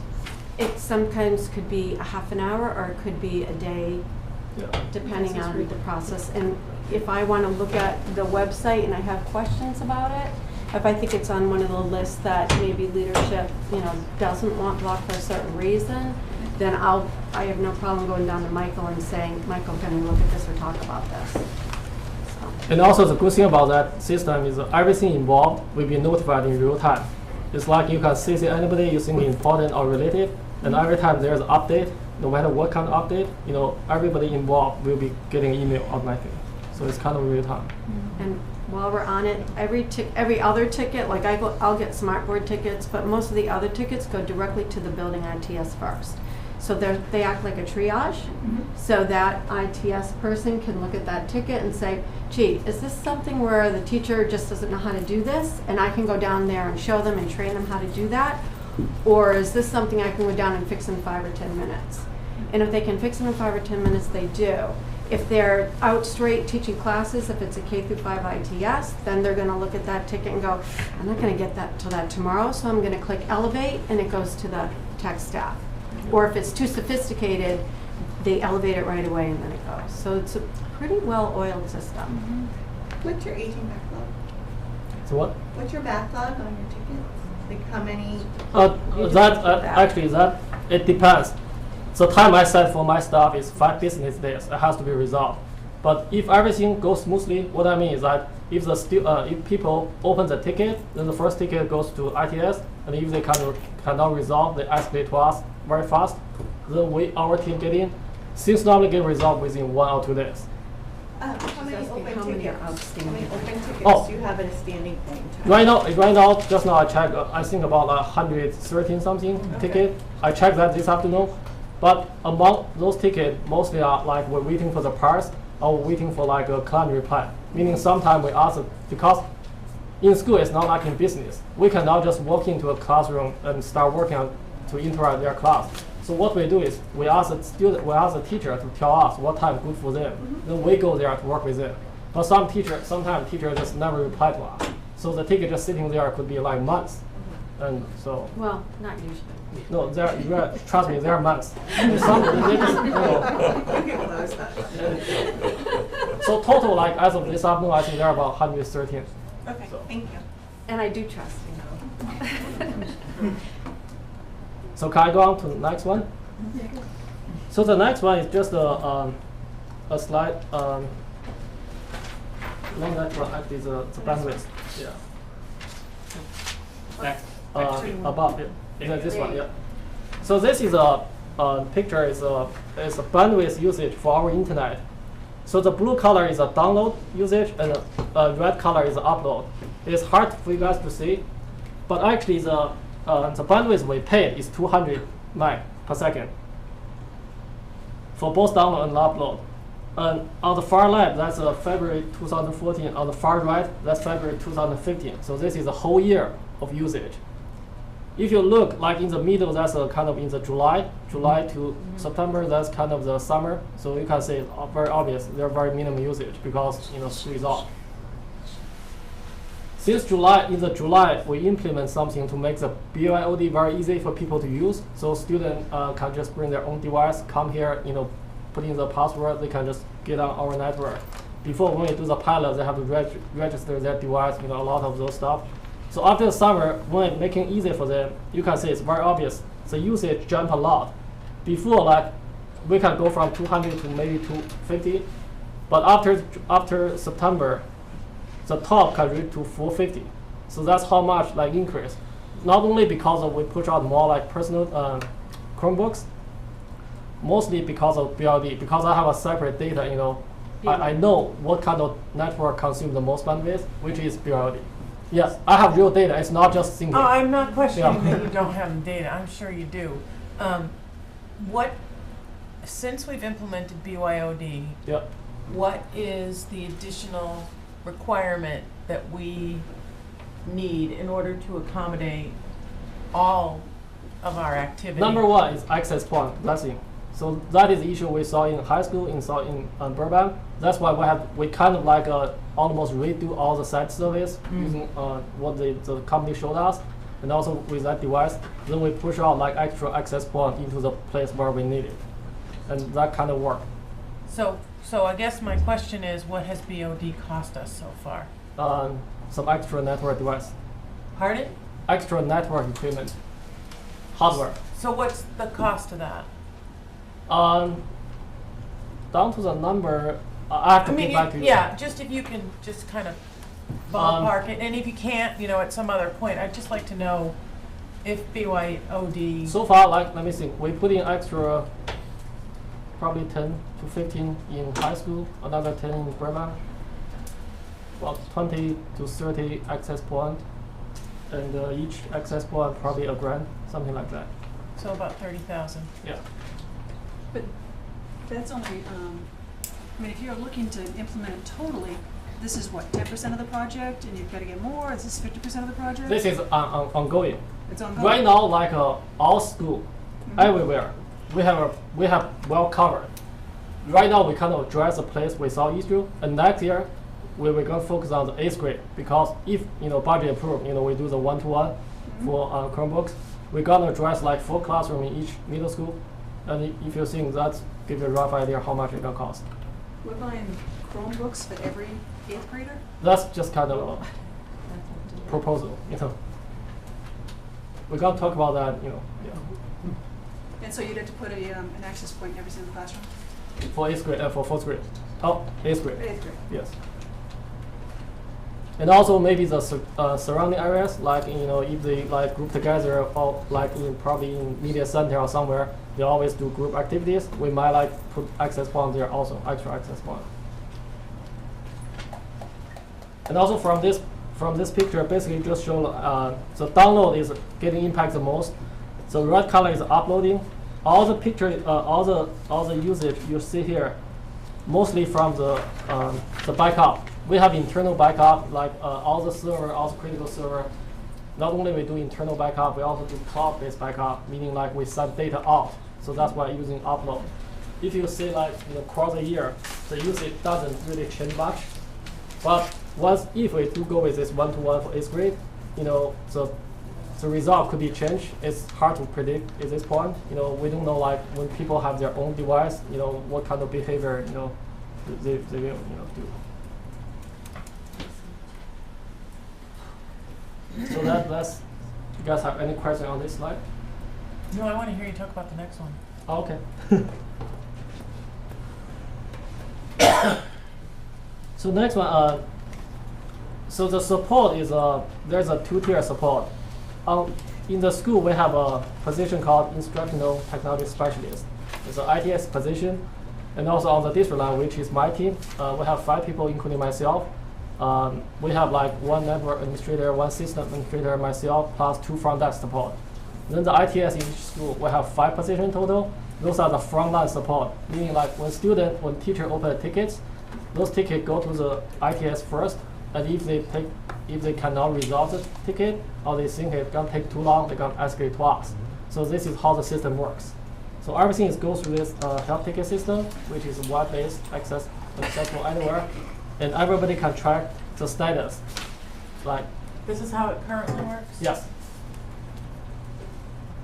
That actually is in place for 8 years, but it just in the last couple of years we're actually really pushing it, because before people like I guess it's just a culture, they don't have time, they don't want to do it, but because we have too much stuff, too much support need now, we really have to use a system to track the status. And so I think once people use it and people start liking it, I wouldn't say all people like it, but actually it does show some result already. Thank you. So the next one, you guys have question on this ticket system? All right. So the next one I want to talk about is kind of a, I think a concern or complaint I heard from that meeting is like there's lack of contact between the school level and the district level.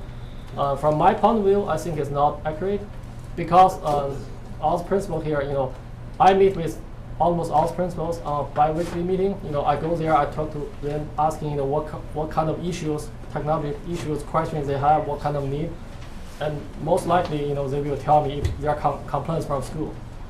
And then teacher and learning department work closely with all the teachers and also all the ITS. I don't know how frequent, but I would say like weekly at least.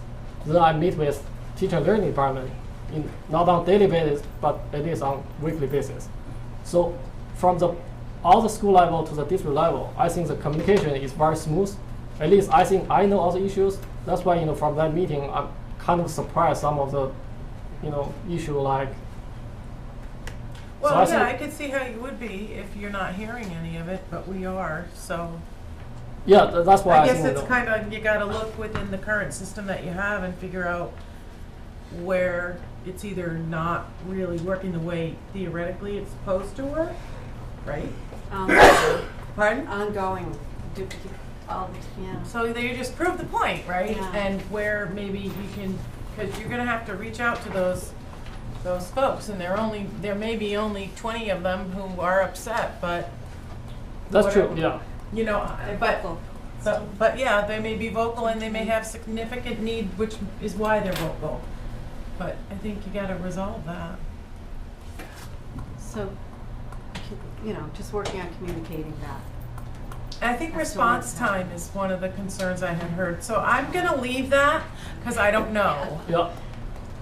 But I don't think I'm in. It's interesting that you say that because at the round table that I was a part of, there was a wide array of folks representing elementary, high school, and it was the complete opposite comments that I I would had expect heard. you to say that, Kevin. Yeah, no, honestly, it was. That the response time has been really quick, and that they, we talked about the number of people servicing all of the buildings. They said that they said they had seen an improvement, and that was from primarily high school folks. That's Who had great. said that the response time was really good. That's great. But I would also agree, from my experience, 8 years, yeah, it's been a process, but the last 3 for sure have definitely had a major impact. Yeah, I think like you said, probably, it depends on who, brought this up. Maybe, I don't know. But overall, like I said, I try really hard to keep contact with school level to hear complaints at least from the principal. But maybe, later on I can, work with Cindy more, maybe, talk to teacher more directly, Well, hopefully some of that subsides now, right? One of the things that I think we can do more of, we have a teacher site where teachers can go to for almost everything district-wide. One of the things that we can do more of, I think, is report out things like, how many tickets do we get, how many are resolved, things like that, that they too can have facts that they can see regularly so that whatever their perception, it can more inform their perception than we do right now. Because right now we don't publish that information. Well, I'm not going to tell you how to do it. You guys just got to figure it out, right? You just got to get But to I your think, customers. Yeah, I think a key issue, I understand, actually we do treat them like customers, and that's what I keep reminding my team, well, customer service. But one thing is key for everybody to realize is we have a system in place. It's critical for everybody to follow that system. Right. That is the key. Right. If any part of that system is broken, Right, you don't know Not unless so. they tell you. Exactly. Right. And also they have to follow up. They can't just open a ticket and forget about it and think somebody just magic show up. It doesn't work that way. There's 2 tiers in between, and also in sometimes, we have only 2 frontline service 7 buildings. We just couldn't physically be there, all the, be everywhere at the same time. Sometimes we do have to ask some basic questions. If they don't answer us, sometimes things could get delayed. So. Thank you, Chi. We're going to switch a little bit to digital learning side of things. So, so as I go into buildings and I talk to teachers and ITS and administration, what I hear all the time is, when are we going to have more? When can I get more? When can I have, I only have 4 or 5 Chromebooks in my classroom. I want the whole class to have Chromebooks. So I hear that a lot. I've heard it, a long time.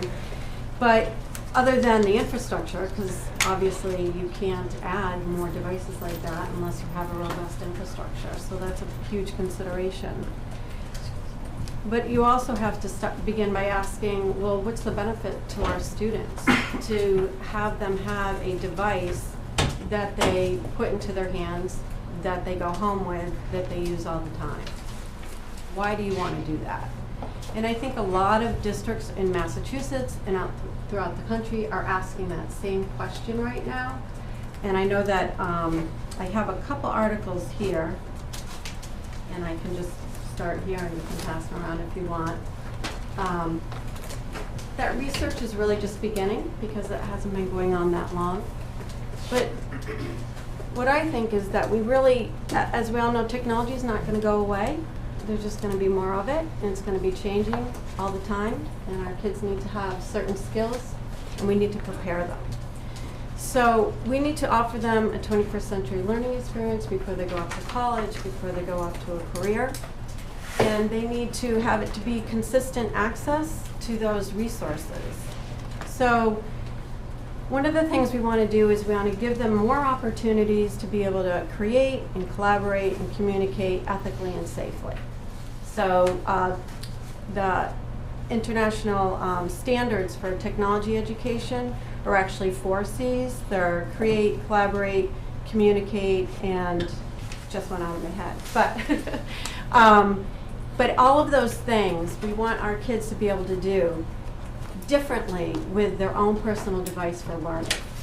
They're used to playing, going home, and you see them probably, I don't know, maybe if you have kids or not, but or yourselves, you play games. And that's what you get used to when you're using that personal device. But the essential thread in all of our technology standards, K through 12, is technology is a tool for learning. But unless you hand them that device and teach them how to manage that and use it for a tool for learning and really take ownership of it, you're not going to see that, carry over. So we want them to inquire independently. We want them to be able to research effectively, skillfully, find and locate information, discern good information against bad information, and then analyze that information. Reading digital text for deeper meaning. One of the articles that I just passed out is an article about how the brain actually reads with print versus on a screen. If we really want to prepare our students for their future and for next generation assessments that are online, for having a device in college or at work that they're going to have to look at, they need to read for deeper meaning. So the article kind of walks you through, an author wrote that and cited some studies in there about how our brain is actually, with a book we get to focus and we get to remain quiet and we really get into that book. But as soon as you put a screen in front of most people, they start to skim because there's links and there might be ads on the side and they get taken off task and it gets unfocused. But next generation assignments are going to require students to read text and focus on that text and not be distracted. Digital curriculum, Martina and I went to a little conference in the beginning of the year in Boston, and all the textbook companies were grilling us about what we want because they want to take their textbooks and put them online. So if that's the case, we need to have our students be practicing what is it like to read something online and really stay focused with it and not be distracted. It's a training process. Some are good at it and others not. Maybe we'll find that our younger kids, because they're used to looking at screens, are, but I don't know. I know myself, sometimes I have to print it out because I'd rather see it on paper because I didn't grow up in that digital age. We want to, could you go back? I'm so sorry, Lita. We want to make sure that if they have their own personal device, then they personalize learning. So they're storing their own files, they're storing the work, they're carrying it. Let's say if you started at 8th grade, they're carrying it to 9th grade, 10th grade, 11th grade. They now have an electronic portfolio that they can look back on and build and reflect on their own work. And that also leads to self-directed learning because they do need to maintain and organize their own files and their documents. And again, we talked about the next generation assessments, but essentially it's putting it in their hands so that they can use it academically and not just for games and socializing, and letting them make those socializing loops in school and not when they leave our doors, because they do happen. So do we teach them how to use these devices? Mm-hmm. It, like all devices, or are you talking about? No, you're Chromebooks, saying that or- there's a difference in the way they learn from digital than they do from print. And Well, that's research that's just coming out, but it's being focused on because next generation assessments are going to be online and digital, so it's really just new research that's coming out. So we really don't, because I don't think any of our students have that much access to practicing with digital. so as we start to implement a more digital learning environment, this is something I'm gonna ask you to jump in on, or just tell me to shut it down. There are gonna be kids who are, so they're looking at these screens, and I know exactly what, there's all these little things that are distracting. It used to be like open classroom with all the noise. You had to be able to focus on the teacher because the open classroom was just so cray-cray. But what about the kids that are having trouble focusing now anyway? And then we introduce that type of a learning environment. How difficult are we making it for them? And so the Well, only it's reason I bring interesting this that you up, say oh wait a that. second, let me finish Yeah, my go thought. ahead. The only reason I bring this up is, I would hope that when you put your proposal together, that you would look at those students that are having trouble in that realm anyway. Yeah. So the other article that I gave you talks about how technology, when done one-to-one appropriately, with professional development, with guidance from the teacher, but only when you do one-to-one, will lower the achievement gap. Because it works best with kids that are struggling. And we see that with the iPads that we put into special ed rooms. When I look at the statistics of how much the Chromebooks are being used, for instance, in the middle school, the special ed are filling out that those are the ones that are using Chromebooks daily. Because they're finding that there are things in there. There's ways that you can, have them focus, but with guidance. With guidance. What is your name? My name is Cynthia Larson. You're and- Cynthia Larson. Thank you. My title is Coordinator of Digital Learning, and I also coordinate a lot of the professional development. I chair the PD committee. Now, have you seen any of the reading? I mean, I know you're talking about self-directed learning and everything, but have you seen any of the writings that they have where, like, all the high-tech people, they are sending their kids to school where there is no technology because everything, the basics, they gotta know the basics, they gotta know problem solving, they have to do it. And they're saying that the kids need to figure it out themselves and not have the computer do it for them. I remember talking to you about that a couple of years ago. I haven't really heard anything more about that, and I wonder myself personally, is it because they have so much technology in home because they're high-tech people? No, actually, they don't. I don't know. They signed contracts saying that they will not have technology at home. I don't know. I do know that, like I said, when our kids leave these walls, they will be exposed to technology. But They will be asked to do jobs that we don't even know about right now, and it will involve technology.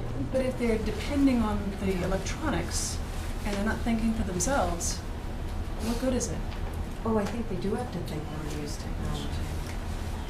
Not if they're depending on it. I mean, you go into McDonald's and you press the hamburger. I mean, and they can't make change.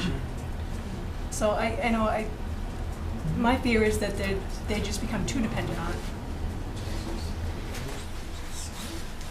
I guess it's debatable. It is. I mean, I would rather see, when you talk about digital learning, I would rather see it in high school, where we have those odd classes where people can learn languages online, or they can learn, advanced whatever online. I mean, I can see that more at the high school level. I mean, at the elementary, I think I'd rather see them learn the basics. I disagree too. No, that's fine. To just put another viewpoint Everybody's in here. different. I think this is, you're speaking my language, Cynthia Larson.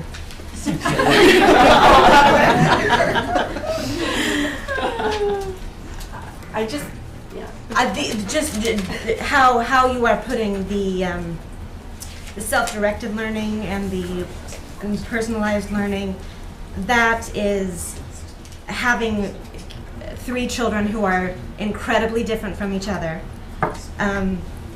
Just in my experience, this is how each of them are reached. This is how one in particular, I could say she has, since the introduction of technology in her classrooms, has become different and engaged, and this is for at least the elementary schools, because I can't speak because I'm not in high school yet. The way that we have found a way to reach her. I think if we teach kids to just go to the internet to get information and that's it, I would agree with you wholeheartedly. But when we have kids doing coding and creating their own things, that's real critical thinking skills that they have to do to figure out and navigate. That's one small example. And I would say, being fortunate to have $1 million worth of brand new technology, we want to make sure that the kids really are engaged in the learning process and they're manipulating the technology and not just using it for some of those things that you mentioned, the distracting factors of multiple things coming at them. But really, how can we engage learning? And then I think to Cynthia's point, I think there'd be training for kids and staff, because one of the things that we see in reading is that kids are utilizing active reading strategies like sticky notes. Well, how do you use that when you're looking at something online? How do you interact with literature online? That is going to be different. So I think there would be a level of professional development everywhere. I invite you to come into any of the labs, but really, when you walk into a computer lab and a second grader shows me how to use code to build a snowman right before my very eyes, a second grader, I feel like he's manipulating the technology, that he's not dependent on the technology. That technology is allowing him to create. It's amazing to me. I don't know if you read that we did the hour of code, but it just puts a light bulb in so many children's heads, and the room is so focused and so engaged. It's amazing. So I think, Lauren, when you're pointing to me, I think if we're taking technology and adding it to what we're doing and making kids sit at a desk for more time. Right. But I don't think that's it. It's replacing other methods of doing things. Right. So, and along with Nicole said, I think with kids who have some different learning challenges, it also connects them. That, I'm working on my iPad and so is she, even though, this may be really hard for me and I can't read it, but we're doing the same thing, and that's pretty cool, rather than, she has a book this big and mine's this big because I can't do it. It connects them to, that's my opinion on that. And so I don't think it's replacing, it's making kids sit down more and be less active. And if it was, I do have big issues with that. But I think that's not the case. And we all think of it because, we have high school kids that, our technology is, they're not talking to each other. They're, down like this, and it's a communication thing. But I think in the schools it's a different thing. They still have to interact, and it's how they're using that technology. I know you were thinking, I was thinking. is there any other questions on this slide? So I thought you might be interested to see what some of the other districts are doing. Because as I said, everybody's at this point now, or do you do one-to-one, do you not do one-to-one, do you do two-to-one, what do you do?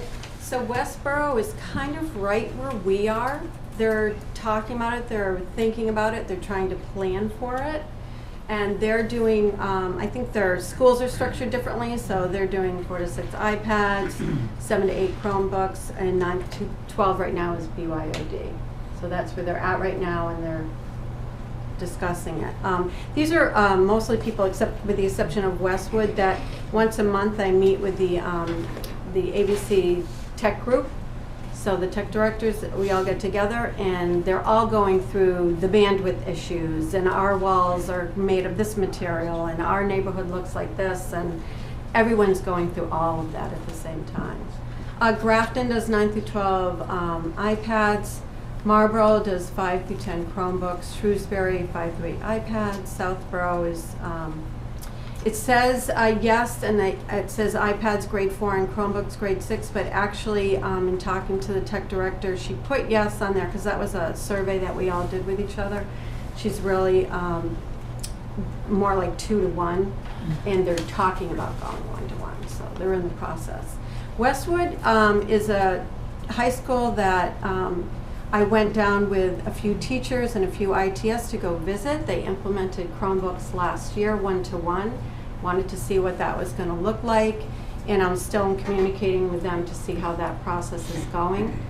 They had some pretty good things implemented and some good ideas, so I thought it would be good. And I plan to go visit more schools that have implemented one-to-one, just to see what's going on, what it looks like, what we can learn from them. Any questions about that? Okay. So we were talking about if we did do the one-to-one that we would start with grade 8. And those are the numbers for, those are current numbers of 7th graders actually. So why start at grade 8? Well, my reasoning for that, or other people that I've talked to, is that it's a smaller, more manageable learning environment. As you know, there'd be a higher staff to student ratio to do that training and practice and guidance that we were talking about before they go to the high school. These students are students that are familiar with the Chromebook. They would have already been using them for 2 years. And then why the Chromebook? Well, traditionally, I've learned over the years that computer labs with traditional laptops, where they're pushing them on a cart, take up a lot of classroom instruction time, because you're taking the laptop out of the cart, and then you're opening up the laptop, and then you've got to boot it up, and teachers who have a 40-minute class, now you've got 10 minutes into instruction. Just doesn't work well. But a Chromebook has a 7-second startup. So just out and open, and the battery life is anywhere, is it 8 to 10 hours, Chi? For battery life? Yeah. Probably But average it like brings 6 you- hours. Yeah, but it can bring you through the day. So if it's charged at night, overnight. And we are a Google Apps for Education domain, as you know. And the power in that is the collaboration, the tools that it offers you. Let all the students collaborate and communicate online with their teacher and with each other and create products. And the cost is obviously a lot more sustainable than it would be if you had, laptops. It's probably, in my mind, and as Westwood stated when I went down to visit, I said, why Chromebooks? And I think it's true what they stated. If you can reach 85 to 90% of the content that the kids need for less than a third of the cost of a laptop, then that would, and if you're a Google Apps domain, enterprise, then that would be the way to go. And I'm hearing different schools that have gone with iPads with the high school, and they're running into issues because of that flash, and it doesn't run on programs. So what would we need to do that? Well, we would need a lot of professional development. We'd need time for teachers to be able to focus. And we'd want the professional development to always be aligned with the student goals. Of course, the curriculum itself, but also with the goals that I stated in the first slide. So we'd want to have teachers designing and implementing and practicing more project-based, authentic learning experiences, connecting with outside experts. We want them to promote self-directed and inquiry-based learning. And we want the teachers to have time to explore other online educational tools and resources that they can bring in and use. Throughout Massachusetts, every once in a while, there's one coming up in March in Kingston. There's a thing called the Chromebook Institute. So the plan would be take a small, and it's on a weekend, unfortunately, but take a small amount of teachers, ITS maybe, myself, go down, learn from a Chromebook Institute, come back and do our own institute here, get a summer academy going, of course doing online support all year long. Do they do like a train-the-trainer? Oh yeah. Oh, that's Well, good. all of our ITS have been, went to a 2-day training last year with, and actually Martina with some of our teachers went to a 2-day Google Apps training camp. So they're really well versed in Google Apps and its capabilities. And Google Apps also, I think I added notes to the slide, and you can get it on the Staff Start page. They have third-party apps that you can add. So, for instance, someone didn't like all the templates in Word and wants to do something fancier for their kids to produce online. So we got Lucid Press. So Lucid Press looks like Publisher, but it's like Publisher on steroids because now you can embed videos in there and you can look at it on on a smaller device. And we have there's add-ons and there's extensions. We just added on dictionary into the Chrome browser, so that when a student logs in and they're reading something on the internet, they double-click on a word they don't know, and a small dictionary pops up, and they can hear it read to them as well. So. Can I say something? Yes. Is this the only part that we're going over tonight that has no dollars associated with it? Or Well, the dollars for the Chromebooks will be about 80,000 for the. Well, we would propose to buy, the program is proposed as an ongoing initiative. So we propose to buy the Chromebooks the same way we buy other equipment with a 3-year lease type of basis. So the total cost for the supply for the first year is about $80,000, is that right, Chris? Is that correct, 80,000? No, I'm just thinking if it's a, No, the first For the year, the Chromebooks. capital cost for the Chromebooks. yes, roughly, yes. Okay, so that would be a separate lease for this initiative outside that regular equipment lease. So the approximate cost of that would be about, on an annual basis, would be just under $30,000. So depending on the interest rate, somewhere in $28,000 to $30,000 range. So that's what the cost would be this year. And if we continue to do it every year, ultimately that cost would somewhere be in the $75,000 to $90,000 range. We buy them over 3 years. So as we built it in, phased it in each year, we'd have to add a new lease. But by the end of year 3, so next year's 8th graders, when they're in 10th grade, their Chromebooks will be paid for. But the new 8th grade class will be starting a new lease on that. So therefore we'll have. So that cost is capped after 3 years. It's a 3-year phase-in. So it's gonna cost $729,000 for 260 units? No, that's special education numbers. That's not my slide. Okay. So it's about $80,000. It's actually something, $78,000. I was thinking that number. So it's about $27,000 for our lease for the first year. So, as I say, the program overall, the ultimate cost, when it's totally phased in, would be about $80,000 a year. And ultimately, that would have us with 5 classes, 8 through 12, after 5 years, with Chromebooks. so that's currently a part of the budget. Yep. That's It's in the technology budget. proposal. Yep. We didn't get a sheet like this for it, like we did for the other categories. No, it's in the, I can point it out when we get to it on the budget sheet where it is. We'll walk Thank through you. that. Okay. Yep. My concern is if we're having trouble now having 2 or 3 classrooms running 30 Chromebooks at a time, how are we possibly going to So sustain that? we're working on that now. Yes, that is something like my team is working on. We're actually So if we looking, get, What does that mean? I'm not a technology person, so I don't get the whole point thing as much, but if we put one of those every place we need to have them so that we can have the speed and everything we need, is that budgeted? Yes, that's this- in our this is annual in hardware, this that's in our budget. annual hardware lease. In other words, we would be whether we went with this program or not, probably, we'd be adding access points, that's the plan. Yes. So the annual plan adds access points, so these access points, at least some of them would be directed towards the Chromebook program, like she said in the earlier presentation, the idea of putting them in each of the 8th grade classrooms in the 8th grade. So the answer to the question is yes in this budget. Did the 8th grade teacher say, yay, woo? They certainly did. Well, George can speak for his. I know I was at, where is it? He's gone. I was at Surrey the other day, and I was talking about 8th grade science and foreign language. I mean, have you ever been in a foreign language class over at Sawyer? I mean, it's filled, she uses technology all the time. But I said, so what do you think? Oh my gosh, we're so excited. I mean, if you look at the usage of the Chromebooks in the middle school, you'll see that, so each grade level has its own cart. So when we do a survey of how often are you using it, so science is using it once a week, ELA twice a week, social studies once a week, but they have to share the cart. So the students are getting exposed to it every day, but it's 2 days they're using it for ELA and 1 day they're using it for science, it's shared. So gee, the wireless training solutions, the layout that they made here, is it to have access points in every single classroom? that is, they actually said, ideally you will have a single access point in every classroom, but the cost is kind of too much to implement all. So have they phased it at all, or are they just giving you something for today? I mean, what does this design plan look like? Right now, like we did that one last year, in the middle of last year. So we told them what we use. Like, you know, we have a card in each grade level. Yep.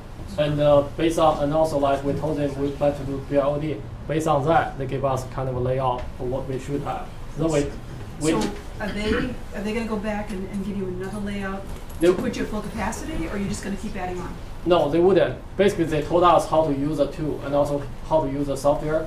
So like if we want to expand on certain areas, we have the tools, and also that means we can do that ourselves. And that is what we are doing now. What is the tool you're using? Like the hardware is called Fluke Networks. It's kind of a device you can detect the signal. Like you basically you carry a device and you walk every single room and you detect the signal strengths. Then you can, if you know, for example, in this classroom and also the classroom next to it, you can have two cards and the signal strength in different parts of the classroom is not strong enough. Then we know we have to put extra access point in one of the classrooms. Does it take the whole network into consideration, or just what Yes. you're using? So that's why it take time to redo it. It's not like you can just simply add one to here. When you add one, it actually impacting all the surrounding access. So you have to adjust the signal strength, how to, you know, how long. So it takes some work. Actually, takes a lot of work. But that's why we all often hear people from school level just go out, oh, why don't you just add access point to my classroom? And then, you know, we told them we just couldn't do that. And also when you do that, you have to take down the whole thing. Now what we do is we come in over the weekend, we kind of, you know, adjust, we take down everything, then we adjust every single one. So that's, yeah. Good question. I hope it's quick. I'm not sure if it's George or Chi, but I'm looking at your computer hardware line in your budget. Yep. And I'm looking at the $270,000 requested amount. Yep. And I'm seeing 5 lines. Yep. And I'm looking for just a very brief on each one, just for some of us who are not acclimated with your systems here. You've got a reduction of $63,000 on the fiber lease, and then you've got the new one-to-one pilot lease. Yep. And just really quick. Like what is the you've got an existing 2-year lease, the new lease that's proposed is 80, but then you've got the 30 for the one-to-one in there as well. All right, that's our, the other 3 leases have been going on for at least 10 years. Those are our annual hardware and network hardware leases. So we buy somewhere between $200,000 to $250,000 a year of hardware and network equipment, and we finance them over 3 years. And this is just the year 1, year 2, and year 3 costs of each of those leases. We've smoothed them out. They used to be a little bit different each year in the $85,000 to $90,000 range. We smoothed them out at $80,000. The fiber lease was what Lynn asked about earlier when we initially bought the Comcast intranet about 6 years ago. We had 5 years that we had to pay the $63,000 lease for the startup cost, so to speak, and the $30,000 is the pilot program that Cindy's been talking about for the last half hour or so. The 30's the pilot, and the 80 up top, the new lease proposed, what's that one? That's the one we're just... Those are the annual one-to-one. I'm sorry, those are the annual payments in each of the lease. Okay. Those are 3 different leases, so we finance over 3 years, so there's 3 payments. So those are existing. Those are 2 are existing, 1 is expiring, so 1 would be new. Thank you. Okay. This is probably a good time to take a short break. There is a very small, not small, there are pizzas in the business office. So if you go in one door, you can kind of create a little bit of a line and eat and come back in about 15. Right? Sounds good. For those of you new to the building, bathrooms are down the hall to the right.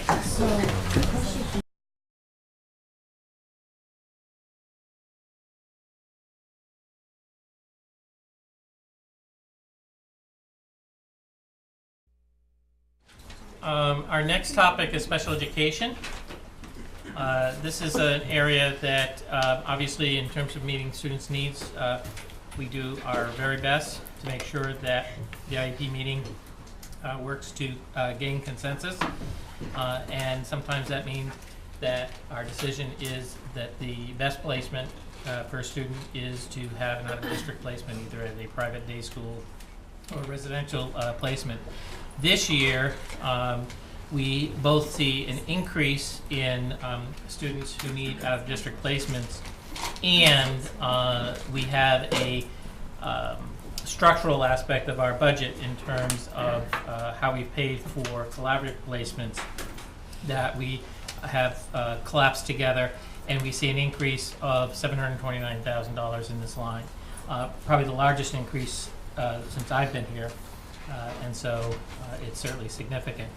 Our special education transportation, you may recall that last December about this time, we actually transitioned to a new provider. It was a seamless transition, and we very much appreciate what AVC and Vanpool did for us in terms of coming to rescue the contract that went dormant with the prior provider. And so, as planned, as part of that contract, that increase is 2.26%, or about $21,000. So it's based on a set amount for the vans. We have them all day, and so it's really something that works well for us overall. Just in terms of the conversation about the position that we've asked for, these are pieces of information that we thought were helpful in terms of the numbers.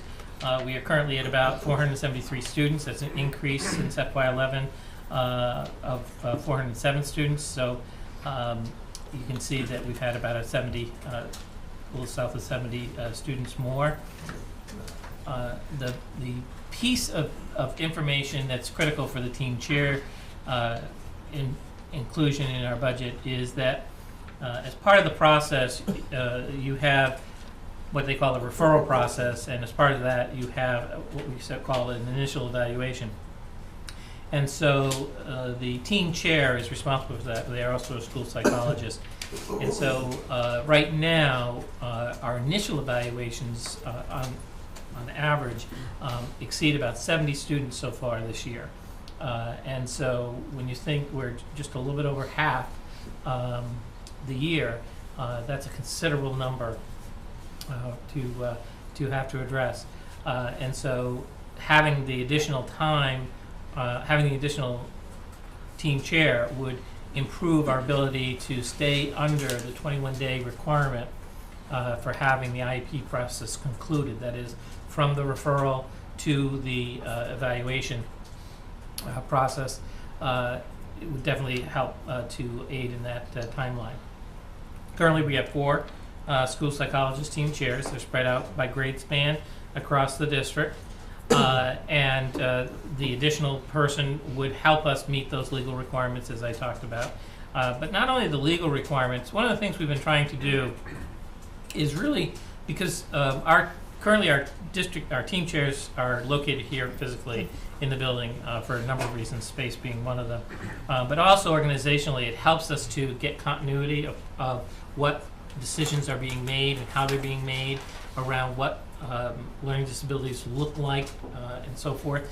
Before this model, and it precedes me, there was a lot of differences between how a student might be identified with a learning disability that differed amongst the towns.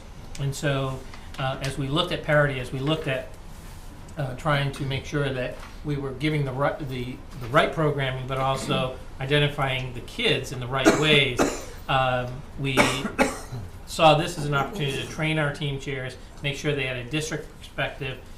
So now everybody at grade K through 2 at least is evaluated by the same team chair across all 3 towns, and so we know that the approach to identification is the same across all 3 towns, and that's very helpful.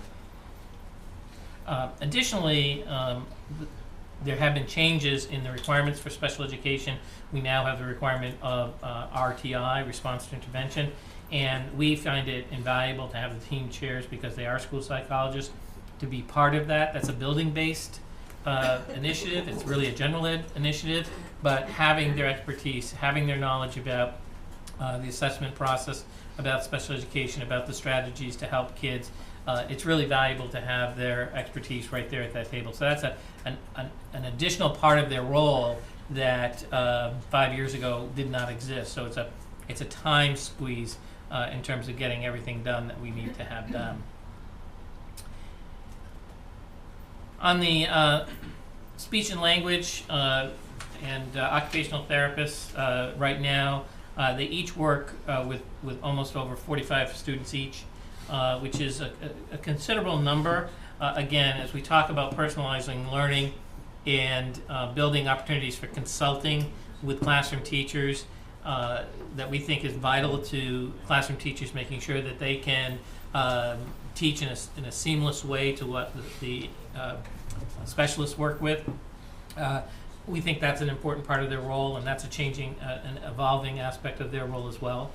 So we would like to see that number reduced per caseload.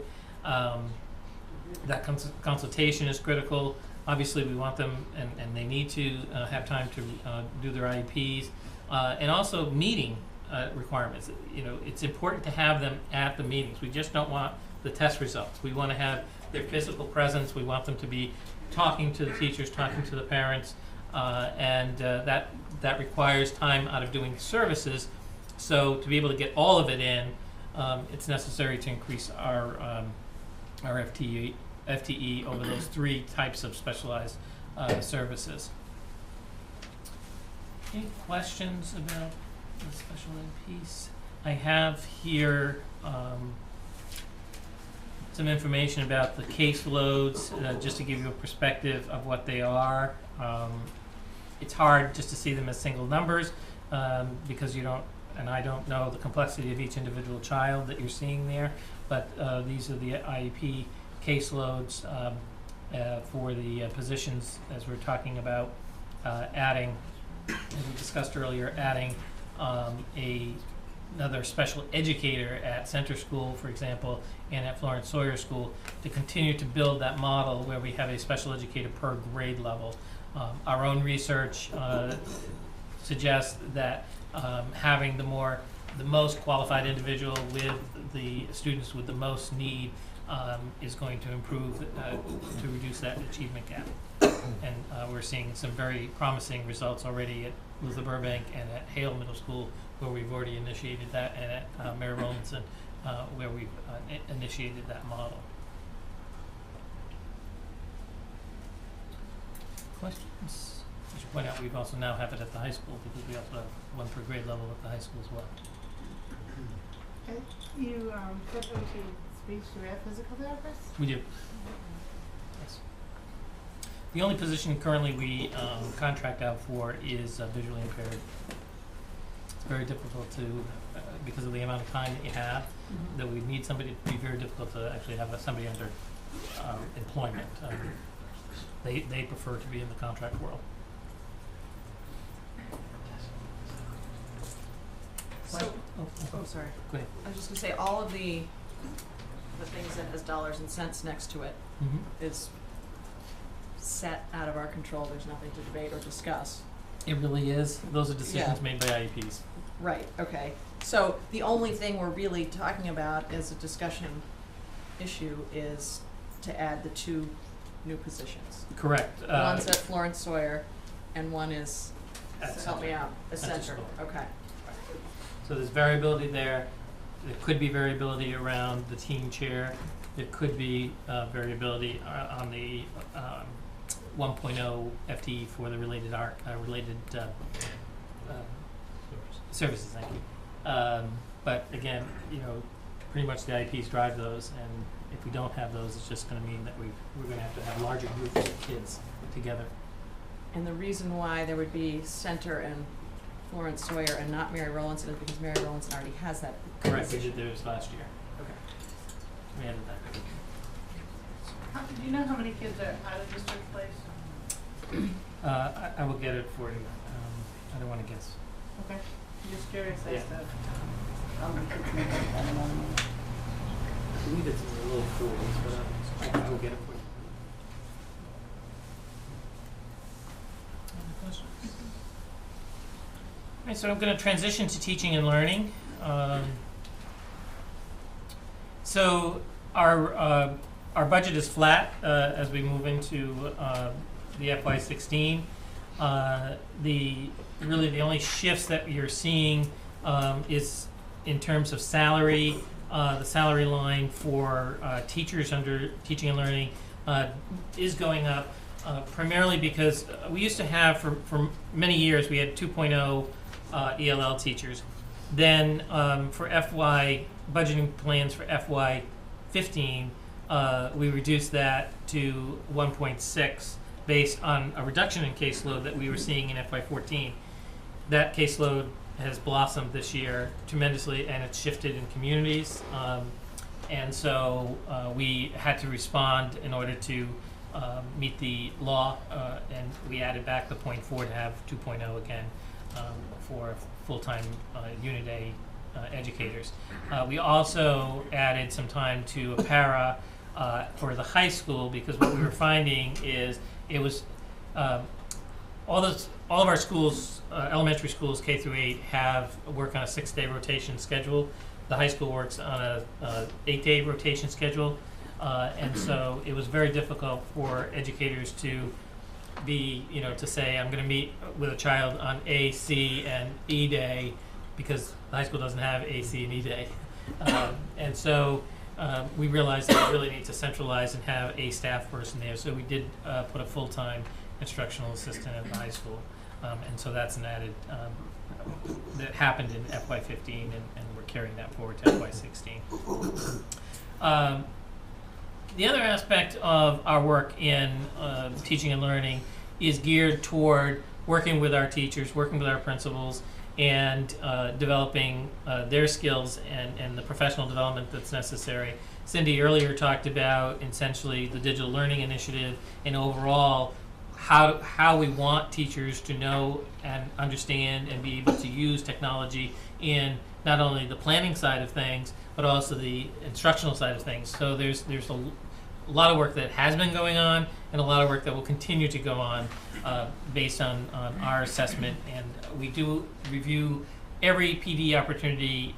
We are diligent about surveying the results of our staff and what they feel they gained and what they feel we need to work on. That information is fed to our PD committee, which is made up of teachers and administrators, and that's how that cycle continues to inform itself.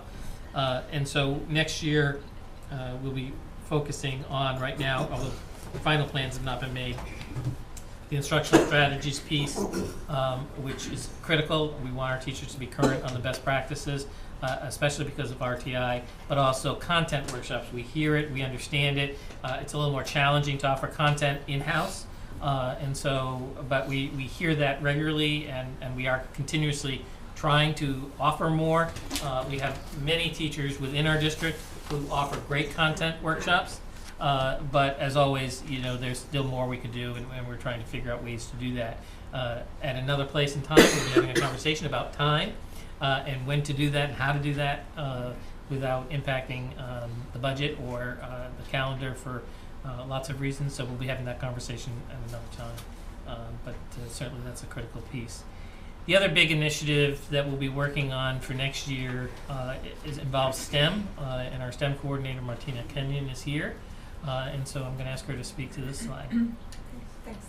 So you can see here that the two main curriculum budget drivers in teaching and learning are related to STEM, and they're both directly connected to updates that have either recently occurred or will occur in those areas. So the first is to continue our transition to the updated Massachusetts math frameworks. So we've been working toward that for a couple of years. Last year we worked on adopting resources at the middle school level, and so this coming year we're looking to pilot updated elementary math programs. So our current plan is to continue a pilot that we actually began K-2 this year with an updated everyday math program, and we have a small committee also looking at other programs, trying to narrow a comparator to everyday math for next year.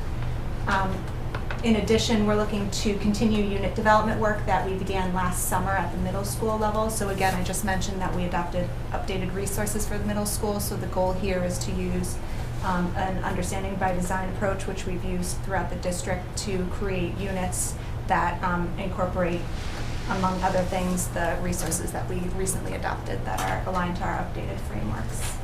And then, like Michael said already, we plan to offer content-based professional development in a variety of formats, both to support teachers in using whatever updated resources that we get, but also to support learning in terms of transitions to this updated math framework and all the sort of new teaching practices that go with that. And at the secondary level, we're gonna bring in hopefully some professional development that's focused on math-specific instructional strategies. So bring in some experts from outside of the district to kind of work on that with some of our teaching staff. Second, we're preparing to transition to updated science, technology, and engineering frameworks. And that kind of looks like the three actions that are listed there. First, we expect to update our resources, and because we're looking to do that K-12, that's something that we anticipate lasting, and a transition that we expect to last for a few years. That for next year will be in the form of text-based resource updates as well as digital updates, and we're also looking on the school level to update some of the equipment that we use, particularly in the middle school classrooms for next year. Actually, and I shouldn't say that, and the high school classrooms as well. We've budgeted at the school level for that. Again, in order to use whatever updated resources and equipment that we get, we want to support our educators with content-based PD. And finally, we'll look to continue some curriculum committee work that actually began a year and a half ago. That has the goal of creating teacher experts prepared to help our district transition to the updated standards. And right now that's focusing on building expertise in the areas of those standards that are the most new. They're called science and engineering practices that kind of focus on not just the content knowledge that students have, but what actual successful science and engineering students do in the classroom in order to actually use that content. So we'll continue that and begin some unit development work as well over the next year. Short, but hopefully any questions we can answer. And I want to just clarify too, to back up a little bit about professional development so that people have understanding and perspective. Our teachers are great about going out and finding their own content where they have their personal interests and so forth, and they do that on their own, and it's great. However, when we have, for example, when we roll out a new program, essentially we have, the requirement is that the time that we roll that out is during paid time. And so we really only have 8 hours in any given year of early release time, plus essentially roughly 14 hours of full day PD that has the flexibility of being planned for things like this. So, roughly 20 to 22 hours of PD to address sometimes very, depending on the year, competing demands around learning how to be evaluated, learning how to use a new technology tool that we're asking them to learn to use, learning to implement a new curriculum. And then when we get it based on grade span, now we're creating, K-5 is ready to do the new math textbook in a year. 6 through 8 is ready to do their math textbook or to do a second year kind of to review and refine, but now they're ready to do science, and so we're just playing the science each other. So it's a very complex matrix of making sure that everybody's getting what they need, but also that we're moving towards what we need to do in terms of consistency across the district. And we have a summer academy. It's not a requirement. We offer many of these initiatives through that, but it's not required. And so we have teachers who can't make those dates, and so they don't get those pieces of information that are critical to developing. And we do have, essentially, we hope to have at least somebody from every building represented, and that they're going to go back and they're going to do some training in their buildings that's on a one-to-one basis, but it's not the training that was by the publisher, for example, because that's not a required training. So those are some of the complexities we deal with and struggle with, and I think when you hear sometimes that teachers feel they don't have enough training, it's because those 20 to 22 hours get eaten up very quickly. They're out of the control of the PD committee, they're out of my control, and they just do. And so much of our PD, I would say at least 50% of the PD we actually offer is not required PD, because it's during the summer academy, both in June and we offer one usually in August as well. So that's a challenge, and it's not unique to us, but it's just something that, in terms of understanding where we are, I thought that would be helpful. So that brings us to the conclusion of the big buckets list, if you will, of the monies that are in the budget. We certainly want to make sure that you have your questions answered if you hadn't asked them as we moved along. So this would be a good opportunity with our principals and directors still here to ask those questions. And if we don't have the answers right now, we can certainly get those information for February 25th.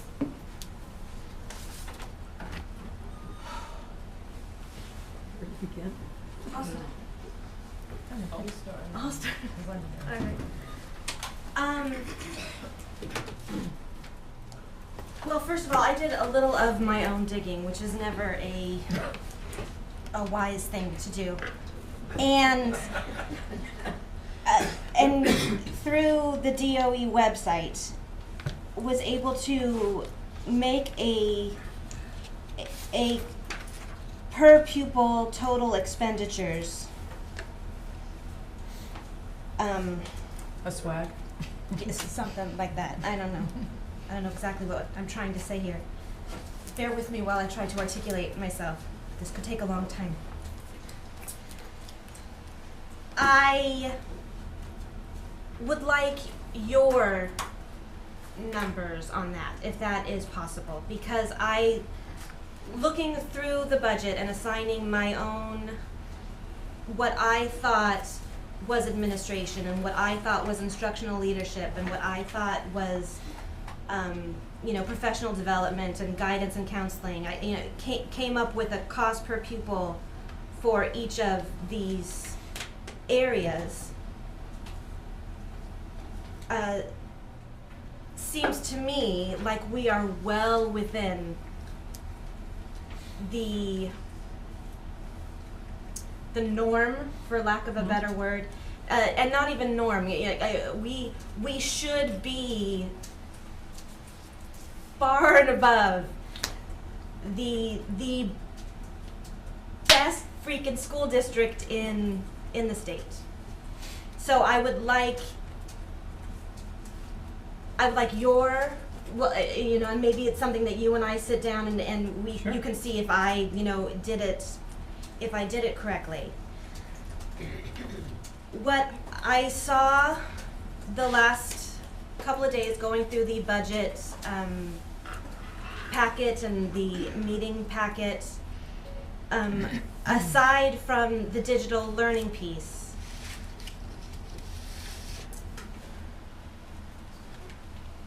I can't say I'm all that inspired or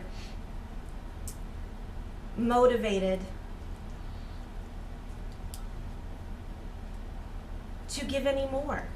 It's not out of the box or, programs that I could get excited about, and that's why I'm here. That's why we're here. And then to move on to a different topic, because I think I said all that I needed to say there. Can we be the district to redefine SPED? Redefine it? Yes. You and I have talked, we've all talked about this and how SPED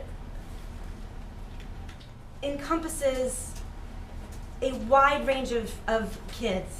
And when you talk about narrowing the achievement gap, it comes across as the kids that we're trying to reach at the top of this achievement gap. We don't want them to go any farther because we need to narrow that gap. And we need to bring everybody up. The kids who are at the very top that we need to challenge, and they deserve a special education too. And right now, what I see is, a kid who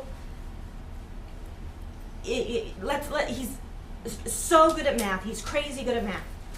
And he's got the decimal system down great, and he can multiply decimals like nobody's business. To give him challenging work, we give him a sheet of decimal numbers that are just longer than the kids who are learning to multiply 1.2 times 1.2. This kid gets 3.56 times 3.56. And can we reach that kid too? Can we include that kid in this budget? I think we can. She stepped out already? Yeah. So, our plan is to expand our enrichments that we offer. And I'm not talking about the top of our performance grid, if you will. I'm talking at each level, where can we find ways to enrich kids and engage kids to make them want to learn more. And so, Laura Dwyer is our enrichment coordinator and extended learning coordinator, and we're not just looking about after school, we're talking about in school. In school. Because so, right now, going from grade to grade, that kid just has to reach a minimum, right. And then our job is done. And that's... Right. I would not say our job is done. No. I hear what you're saying. My kids have been just crazy blessed with really great teachers, and where they're struggling, that teacher will work with me and my husband to make a curriculum designed for that kid. Right. Where they're exceeding, that teacher can try her best, but she has, other things that are more important. Right. Yeah, we've already started. I know we've got a moot court activity for kids at the middle school level. We're trying to do a lot of different things, and it's small. You and I have talked about it. It's kind of surprising to me, coming from a state that has gifted and talented as part of special services. Let's be it. We can. Yay! We can. It's another step, and we took the small step by we have the position. So we'll get. Will she be talking to us? What's that? Will she be coming in and speaking? She would like to, actually, yes. Yeah. She would like to, is she? Yeah.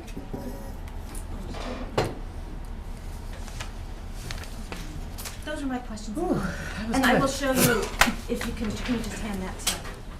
So. I can prepare for the next time our breakdown of cost centers. So you're saying you want to redefine special ed, or do you want to repurpose our motto, which is we will teach every kid to their highest potential? Yeah.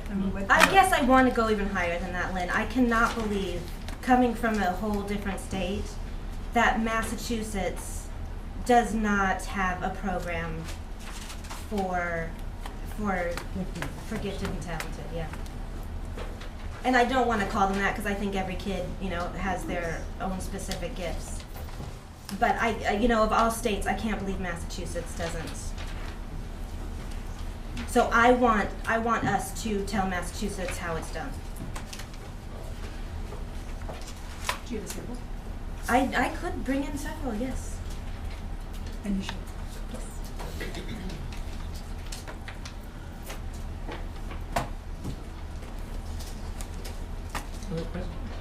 I do. Thank you. You're welcome. I have questions on how, and I don't know if this is the appropriate place, but I would like to have some assurance that some of the funding that goes to many of the existing programs and the requested programs is going to move the bar on some of the standardized. I know we all hate standardized testing. I get it. Nobody likes it. But the fact of the matter is that's how we're measured. And that's how other districts see us. That's how the state sees us. That's how the parents see us. And so I want to know how we're going to increase some of these standardized test scores. And specifically in my town, how that's gonna be impacted, because it's on the wrong trajectory. So when we get to the point where we're gonna start picking through and negotiating and discussing, I need to know, and we could say that everything that we're spending money on is gonna, but that's not true. So, like, it has to have direct impact on the teachers and the way they're teaching, and I just need some assurances, because I'm getting questioned on it, I'm uncomfortable with it, so I need some assurances there. Certainly the math piece is a big part of the work that we're doing around Math PD. That's a big piece. We hired the math specialist in Bolton. We're doing that in Center. We already have it at Mary Rowlandson. And we've seen very positive progress at Mary Rowlandson. It's been there for a year at Florence Sawyer. So those are two pieces that we believe are value adds. I think Mary Rowlandson is pretty impressive, because their scores have gone up. Where are you? I did my own little graphs because I'm anal like that. But when I look at my town, I'm really disappointed, and that's why I don't want to go too crazy here. But frankly, when I asked you when we were going to have the opportunity to speak with our own principals, you said it was going to be this meeting. Yeah. And I'm just not sure that you have the data with you, so that's why I'm suggesting, What's your question relative to the data? My question is, I'm looking at MCAS scores, and I only looked for the past 5 years. Sure. And I don't see Florence Sawyer School going up, I see Florence Sawyer School going down. Yeah, well, and I'm not sure exactly what graph you're looking at. I will say when it comes to accountability, using and I addressed this board in the fall when we talked about MCAS, Florence Sawyer School last year made the annual PPI number. You know, the difference between us being a level 2 and a level 1 school right now is the fact that it's over a 4-year trend.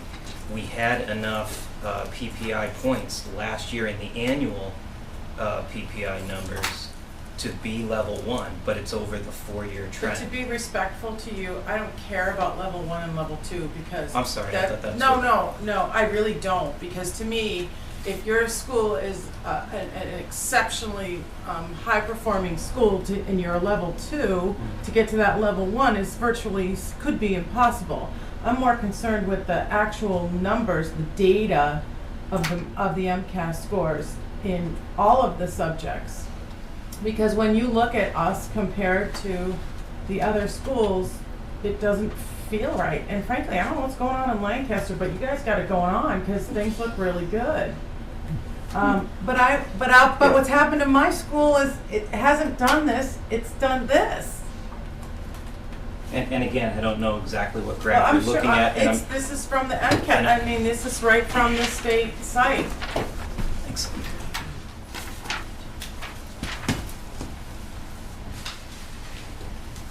And Joel, all I want to know is, what are we doing to address these scores? I mean, we have plus classes, individual teachers do what they can, but what are we doing to address these scores on a school-wide basis? Well, I mean, and again, not to single out schools, but I mean, in terms of performance, we're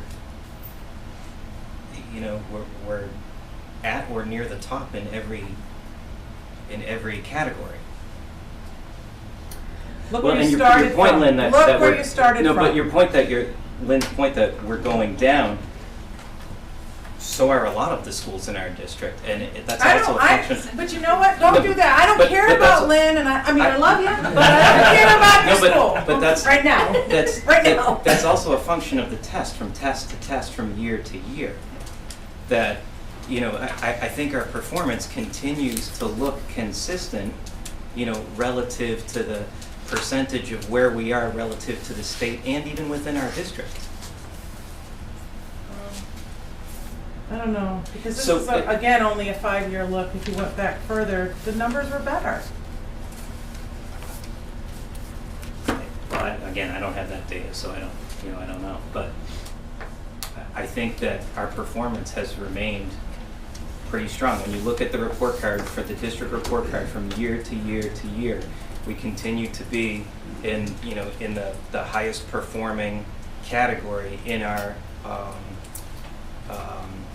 in our like schools. When you use the DART tools, the district analysis and reporting tools, you know, we continue to be you know, among the top tier of schools that we're compared to. Well, then maybe I don't understand how to read the data. And that could be it. I'm not being wise. That could be it. Could bring the MCAS scores back on the 25th. But that wasn't the, go ahead, Steve. Well, it speaks to what, I had a question, and it speaks to what you're both talking about right now, so forgive me for interjecting. No.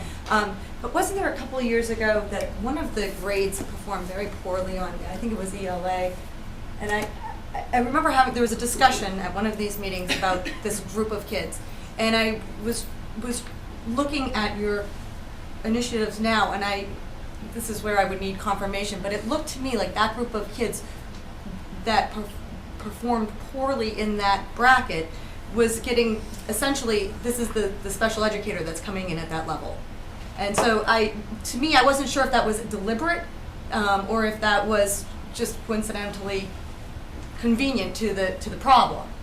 So that was one of the questions I had. And again, forgive me for not having the exact, I think it was a 4th grade class 2 years ago, so it would be maybe the incoming 6th grade. But again, just trying to put connections to things. Well, the 4th grade didn't do well when we looked at the results this year. Okay. So I thought it was. But it was bad. It was really bad. Yeah. Okay. So I guess that would be, is there a way to boost, what was the problem there? I know that's $1 million question, but I guess is that kind of what you're speaking to in terms of there's a problem sector. Maybe it's not such a blanket, and obviously there's district trends and things like that, but here's a very specific, for whatever reason, gap in curriculum or whatever it is can we address that in the numbers? And forgive me, that's where I hear this conversation kind of going, and I had the same question. No, that's okay. I'm not trying to sound evasive. It's not necessarily an easy question to answer. We test students in grades 3 through 8, the only school in the district that does that. So you're factoring in, where pockets of achievement are, where pockets of growth are, where pockets of areas that need growth and achievement are, in ways that you're not necessarily comparing with other schools. What I meant by your graph, when I look at it, that in terms of each class, each grade level is a year unto itself. Mm-hmm. And when you look at it from year to year, we're right there with the other schools, if not exceeding them. But look at your own school, not within the look at, like I always tell my kids, no, worry about yourself, not all your friends. Friends around you. Mm-hmm. And how are you doing year over year? Yeah, and again, from 2012, 2011, it looks like in ELA and math was a high point for us, but there's been 2, 3, 4, 6, 7 percentage points increased since 2012 in mathematics. From what looks like 70. No, I guess that's. The data's underneath. 5 or 6 points. I mean. Oh, down here. But you're starting here and you're ending here. You're not starting here and ending here. So. You're starting here and you're ending here on ELA. You're not starting here and ending here. So the short answer to your question is, what are we doing about it? Right. We look at our MCAS results. We look at the things that we do well and where we can be better. When we look at our middle school classes, for example, and Nicole talked about the achievement gap, it's a significant issue for us with the number of kids that we have. You saw it in that graphic, and where we need to support them, and that's why we're looking for extra support in that area. We, this board was generous in supporting us in a math in a math enrichment specialist. And we have seen significant growth and achievement in math, which is why one of the areas that I attribute us making our annual PPI to. And so, and I know that you're basing that just on MCAS, but MCAS factors into the PPI, and that the level 1, level 2 factors into, it's determined by MCAS. So the supposition that we're not growing in MCAS, just that data point doesn't tell the whole story, I guess, is my answer to that. So you gotta make sure the parents know that, and the other towns know that, and I just would like to see the numbers higher. And again, this is not fair because it's only 5 years. If we went back an additional 5 years, it would tell a different story. And again, I think it would tell the story for a lot of schools and a lot of school districts. But I don't care about the other ones. I care about you.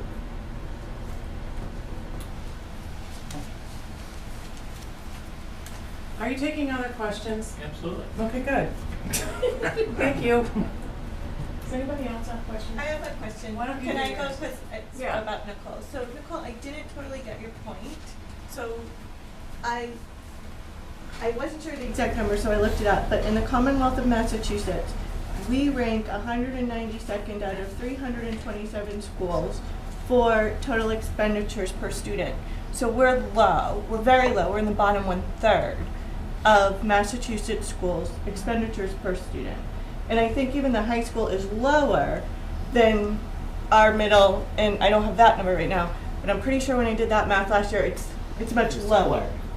Not much lower, but lower. It's lower than all the other schools. So when we talk about approving the budget and spending money, we don't spend a lot. We're kind of TJ Maxing, the situation, which is great.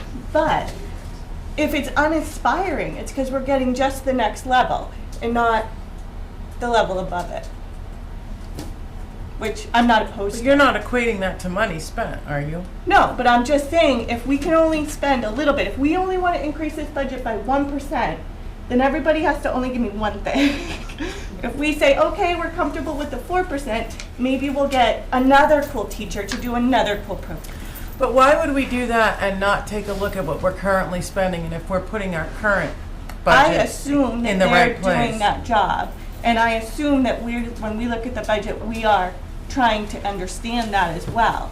But I'm just saying, when I heard your comment about approving the budget, it concerned me because we are a very cost-effective school.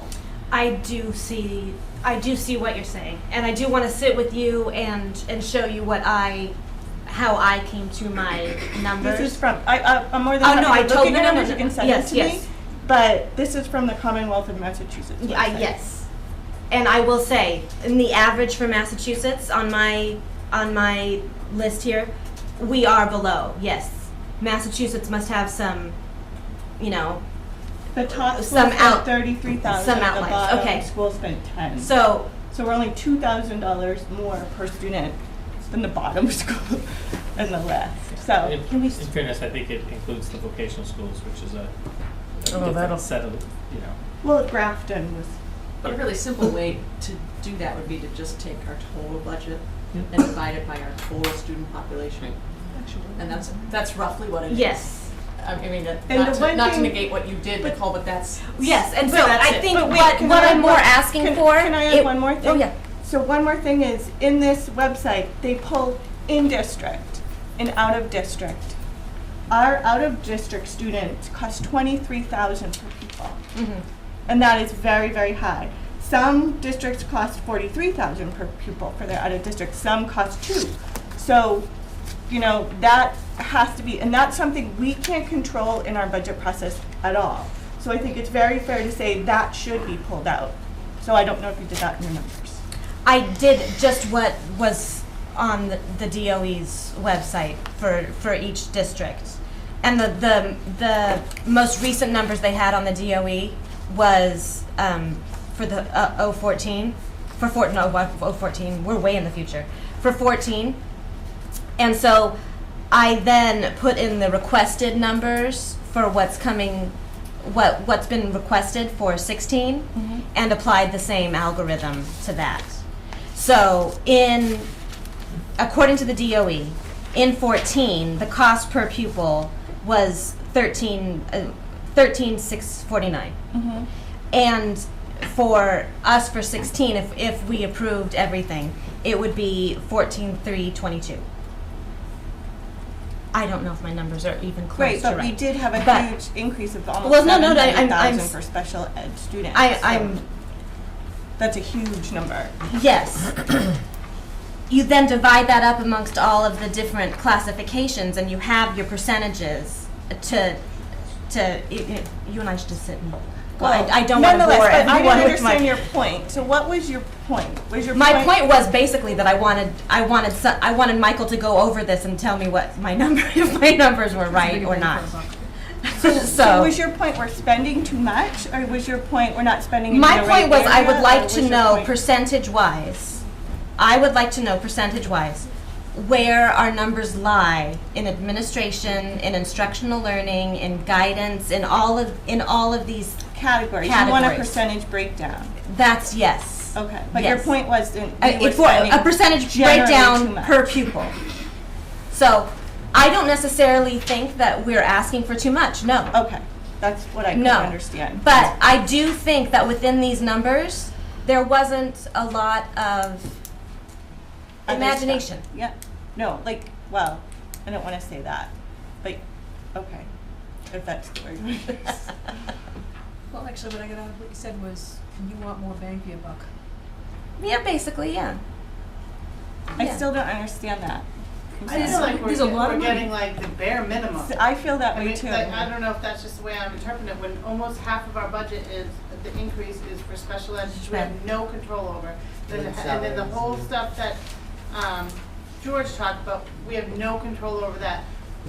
We are asking for, the total number of staff increases seems like nothing. I compared totally to what agree. we've been talking about all year I long. totally agree. About Totally what agree. time, what kids need on learning, more teaching time. And I feel like we're asking for nothing. There's so many things we could ask for to make us a little bit better and still not, I think we're fabulous, but really fabulous, like standing out, oh my gosh, everyone wants to come to Neshoba. But If maybe we know tonight. if a part of this, of the money that we can control, if there is, some top heaviness in certain areas, we can maybe shift a few dollars here and there. There's really. But Does I feel like anyone that's feel what that the way? teachers and the administrators all did. I'm sure you had a long list, a dream list, and then you said, realistically, what can I really ask for? Is that how it works? Kind of? Don't you have like a? No, it's not a dream list and then pare back. We look at need. What's our current need? Last year, year to year, what's our need?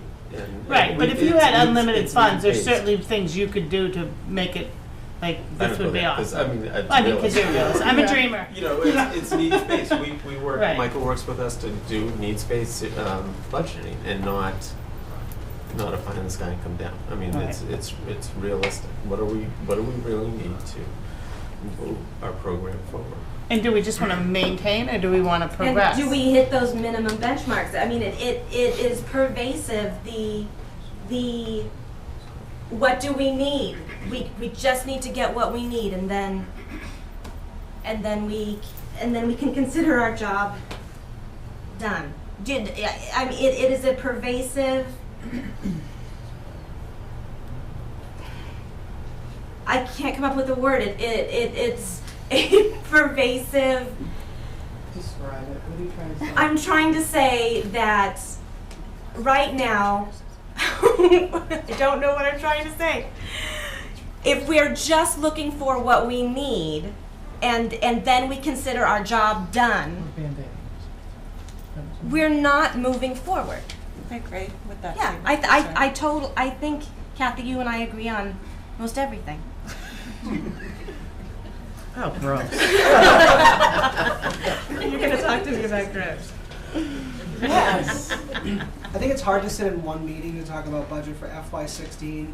We obviously have a vision ahead of us. I think the steps that we take sometimes do feel incremental. If you were to go back in the last 10 years with our budgets to see where we've come, I think you've seen that we've really worked towards a lot of those things. We talked about enrichment and talked about gifted and talented, and I think you'll see that we, with the enrichment coordinator being hired, with the closeness that we're working with her to build that in. There's no secret. Michael's not hiding the secret that that's an area that we not only in our district but our I think Commonwealth are really working to build upon. So it is hard to see. I think where how far we're going because it sometimes seems like it's in small steps. But I think if you look at the pockets of even just the positions that are being advocated for tonight, I think it speaks to Lorraine's concern about, MCAS performance, speaks to my own concerns about MCAS performance, but also speaks to educating the whole child, the enrichment, the core academics, and honestly the whole child. But yeah, it's hard to kind of. And that's what I need to hear more of. Sure. To be. I think the other piece. I am not an educator. I sit in awe of every classroom teacher that my kid has been in, and I know that I don't know how to do it. So I need it articulated to me, like I don't know what I'm talking about. I think the other piece is that. But still respectfully. I think the other piece is that we're still looking out to not equate dollars to betterment. I think we're looking at how we can build capacity among the people who live in our communities who are experts in fields and how we can bring them in for two reasons. One, if they know something more than maybe a content teacher, they're going to provide a lot of enrichment to both the classroom teacher and the students, but also it's their money that's funding our schools. So I think that's another thing. It's not just the school budget that we're approving, it's looking at the other ways in which we accomplish that. You have a plan for that? Sorry? You have a plan for that? Oh, Yes, it's right here. Philosophically talking about it. I have a question, Kathy, Nancy, and Julie. Did I hear right in that you feel that the ask of this budget is where it should be? I would be happy, can I speak first? Sure. I would be happy if I would have been happier if I had seen more from the high school. I wouldn't have minded more dollars in the high school because of the NIAS survey and the amount of time. It only happened every 10 years. It's right now. It just happened. I agree with that. We got so much feedback, real feedback, detailed feedback. It's the case study of what we're missing, and I think we should act on it. But, okay, so I agree with you on that, but the question is, you feel good about this budget, this ask? I would be happy, I would even feel happier if there was a few more line items from the high school that were directly affected by the NIAS. And you That's my feel the opinion. same way? Me? Yeah. Oh, there's definitely things that I wish were here that are not. I wanted full-day kindergarten. I really wanted it. And it wasn't even thrown on the table because of money. And but I also have been doing this long enough to know that there are enough people in town with other interests who are going to slam us for a budget that's 10 or 15% increase. And it's not going to pass. And so I want to be realistic, and I want to come up with not a pie in the sky, how can we make this magical for our kids? I want to come up with a budget that's going to get passed and that can keep us moving forward. And I guess maybe that sounds jaded, but I've been doing this long enough to know that if we can't pass it at town meeting, we're wasting our time. Mm-hmm. So do you want? I agree. I agree. So I don't disagree with you, but I am not comfortable going back to our town and saying, by the way, here's your bill. And so I think there's got to be a way to look at what is existing, and I don't mean there's fat built into every budget. We all know it. And I have a couple questions on line items here. I mean, we could start with E&D if you want, but I can come back to that one because I think I understand it, but I have quite a few questions. And one is just no one's going to like this, but there's no OPEB on here. We made a commitment last year, and we said we were gonna fund it, $150,000 last year, and we said we were going to fund it each year going forward, given the situation that we find ourselves in, and it's not getting any better. And I know everyone's gonna say, well, are you telling me you'd rather fund retirement than, you wanna put another teacher in? Well, not necessarily, but do you wanna leave this town in a situation where in 5 or 10 years, you're at a $22 million deficit and you gotta hurry up and make it up? How's that gonna go over? I mean, a little bit at a time, if we could just commit to find $100,000, George. I know it's in here. Find it and stick it on the line item for us. But let's not be irresponsible. That's irresponsible to me. The other question I have is, where is the revenue from the full-day kindergarten? We increased full-day opportunities so much this year, and I don't know where that is. It's in the page that says grants and offsets. I'm looking at it right now. Okay. So it's the 425 for this year. Yep. And does the cost per student to the families, is that variable year to year based on our per pupil cost, or has it been a flat rate? It's a flat tuition rate. We've evaluated every couple of years, Yeah. though, based on our overall cost and set the rate. And so how much is it right now? 3,100. It's 3,100, and how many students do we, well, I guess I could do the math and figure it out. And so that makes sense. Okay, so now we know how much that is. All right. The school choice. So I see on here, it's 1.3 million for fiscal year 2015. The revenue. And I thought it was going down considerably. Maybe what you were talking about before was the difference between the money in and the money out. Is that what you meant? Well, what I said was, you talking about the last meeting? Yeah.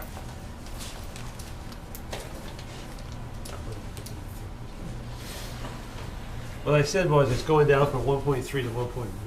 Mm-hmm. So, well, I'm sorry, I didn't say that. What I'm saying is it went down from 1.3 to 1.1 on the budget. So in other words, it's being reduced $200,000 in this proposed budget from this particular current fiscal year. But this assumes that we have school choice at the high school. Well, it doesn't, because, again, this is a long explanation, but we have money in our school choice account. For the most part, with the exception of kindergarten, we've spent our money since I've been here, so that money coming out of our revolving funds is in one fiscal year and out the next fiscal year. So we actually probably could sustain, not exactly that much, but close to that much for one more year, because it's from this year. In other words, the revenue we get in this year would be available for FY16. So if we did not have it in FY16, you wouldn't really see the big bump until FY17. Right. But you also said in the last meeting that you don't use it. You have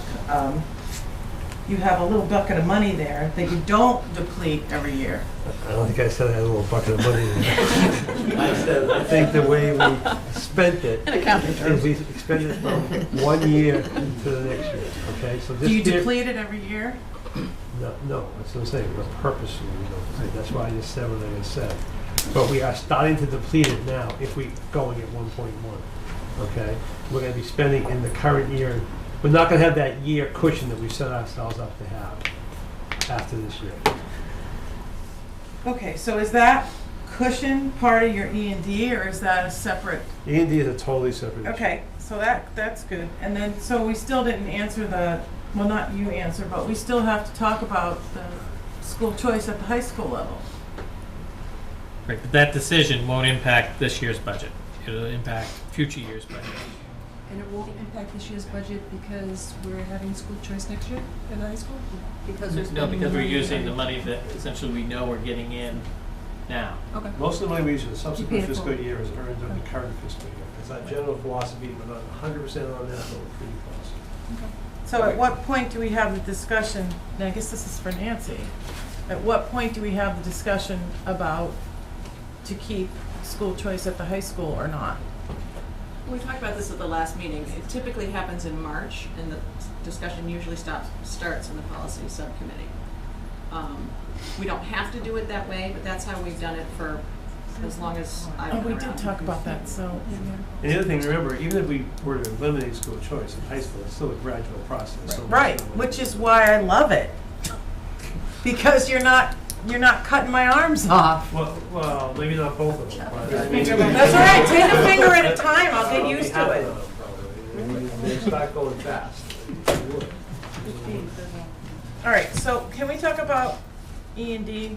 So anyway, we need to, wait a minute, we didn't even have the discussion about what we're doing with OPEB. Are we, can you build? Well, I think the commitment we made last year that I recall. Oh no, here we go. The commitment I made that I recall is that we considered E&D appropriation at the end of the fiscal year based on surplus that we had in that fiscal year. But we didn't talk about specifically budgeting for it. We talked, because last year's $150,000, remember, that was a surplus in our health insurance account at the end of the year that we appropriated. So we said that we would consider each year that account, which we certainly can do, and you can decide, and it ties into the E&D discussion. So in other words, at the end of the year, like we did this year, we can come to you. I like that. So that's kind of like, well, if we have it, well, if it happens to show up at the end of the year in that line item, but if nothing, but if it doesn't show up in that line item, then we're not going to do it, then we're not making a commitment. I don't think we made a commitment, do I recall, the budgeting for it. I don't recall it that way either. Sorry. The other thing, I gotta back George on this one. Yeah. Sorry. the other thing is, I think it's short-sighted.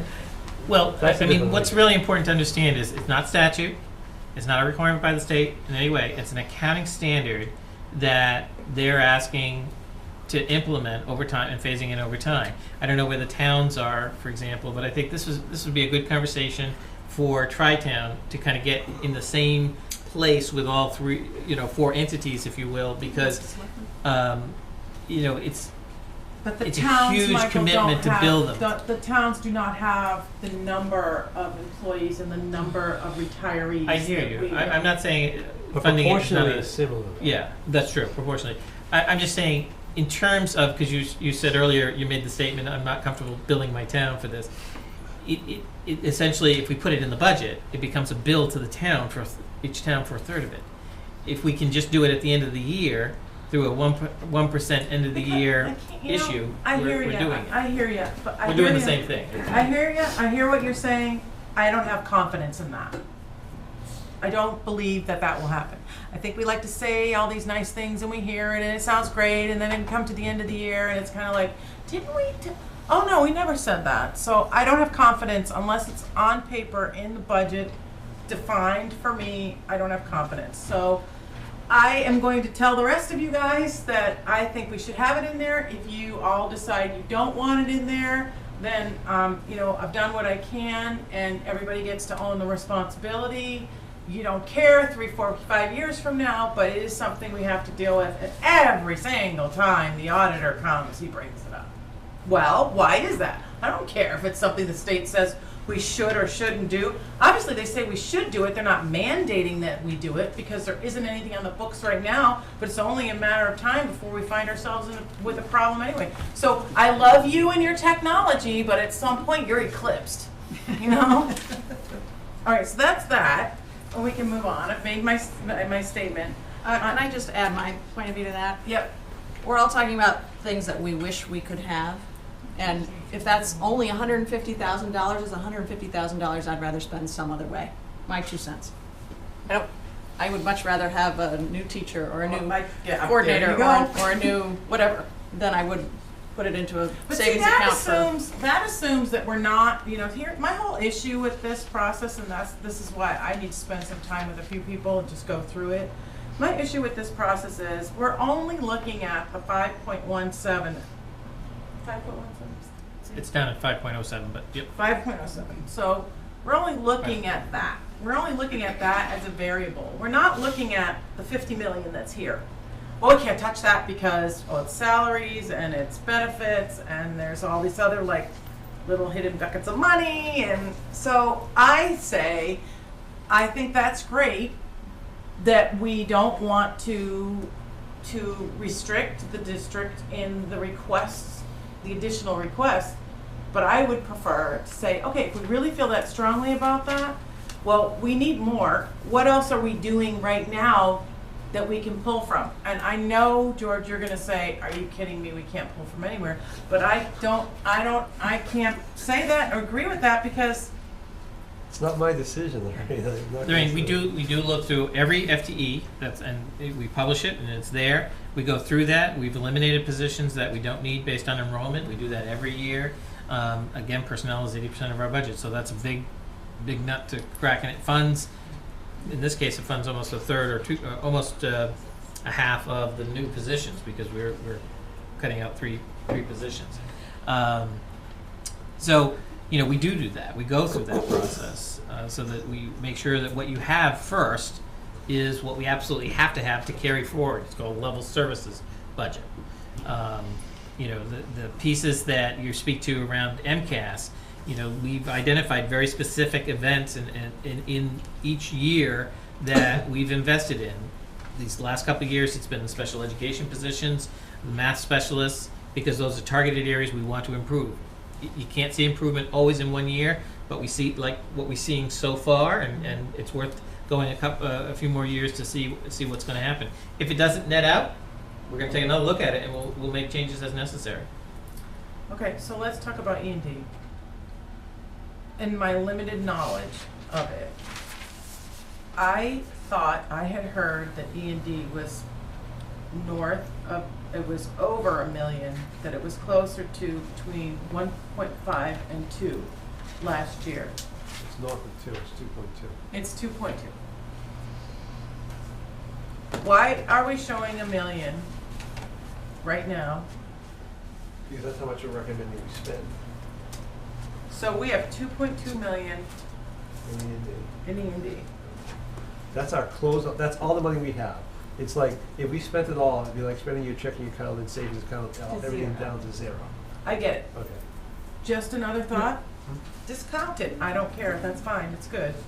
Thick skin. I don't mind. If we have to go back to our town, if we have an issue in the district and we need $2 million, that's a significant event. But we're spending $1 million of it. But what I'm saying is, in order to carry that much more, if we have a 2.2 million, that was our closeout last year. okay, and it's there because we need it. That's the only cash we have. That's what we need if something goes wrong. That's the point of it, right? It's free cash, supposedly. Is that it? Yes, but we also use half of it each year. You use half of it, but then you still have a little over $1 million parked there. Yeah. Right. That's about 2% of our overall expenditures. I know. I get it. Yeah. I totally get it. The towns have a similar thing too. The towns actually have a higher I percentage. get it. I totally get it. Because we're restricted to 5%. In other words, we can't have more than 5%, but the town's can have an unlimited amount. Right. No, that's not correct. They recommend between 3 and 5. They recommend, but you don't have a legal. Cambridge has like 230 million. So the municipality. Well, I wish we had 200. I know, but it is correct. You can have. I'm not saying you have an unlimited amount, but statutorily you can have an unlimited amount. There's no limit statutorily on how much you can have as a town. The school district can only have 5%. I understand that. Yeah, Now, you mentioned you're spending $1 million of it. So is $1 million going against the $2.5 million of the 5.07% increase, or where are you $1 million is our is what we've been spending in recent years. But where's that $1 million going? Are you applying $1 million to your budget increase? It's part of the revenue stream. Yeah. It's not to our increase. It's part of the revenues. It's been the same part. It's the same percentage of the revenue. Well, not the same percentage. It's the same component of the revenue stream it has been in recent years. We're not upping it or lessening it. It's the same. No, but my question is, you're recommending a 5.07% increase, which translates to $2.5 million. Yes. Is that $2.5 million is going to be distributed against the 3 towns, or is it $2.5 million less the $1 million out of E&D, which then will get distributed? No, $2.5 million. The $2.5 million is what's being distributed amongst 3 towns. Okay, so you're not applying any E&D towards. No, we are. If we didn't, it comes out first. Towards the budget, but not towards the increase. Right. If we didn't apply right? E&D, $3.5 million would be applied. All right. Okay. And to the question of OPEB, I'm on the part of the finance committee team, and we're discussing about starting to fund some of that. because eventually, while it's still not a requirement, it's going to be a requirement someday. And probably by the end of this year, the town's going to be $400,000+ in the hole. So we're looking to fund at least a little bit of that and trying to find ways to fund it on an annual basis. Some of the implications are town treasurer and accountant looking at it, that at some point, even if it isn't a requirement yet, there's a potential that if you're not at least starting to fund it, at least from a town's perspective, that your credit rating could be in jeopardy. And while that doesn't necessarily mean a whole lot as far as real percentages when you go to the bank to borrow, from a psychological perspective, a lower credit rating in your town can wreak havoc on valuations, which is home prices. Just, this is like a mini trade town as long as we're weighing in. Yeah. Stowe is started last year with $50,000 and a commitment to do that every year. And as you said, we have a lot less employees. So 50,000 compared to 150,000 is, we're on the low end of that. But that's the kind of commitment we're making to it, because we do realize, and it does affect your credit rating. And it does, if you can get a AAA, we're a AA plus or something now. If we could ever get to AAA, and because you're doing that, we're going to be a lot better off with long-term borrowing, which we're going to be doing. They're going to look, I believe, only at the fact that you're funding it. They're not necessarily going to look at whether it's coming out of your budget as a funding line, or if you're doing it at the end of the year. Right, and I don't care either, I just think we need to make funding it. Right. Then there's a commitment to funding it. Because all of you people benefit from it, not me, all of you. I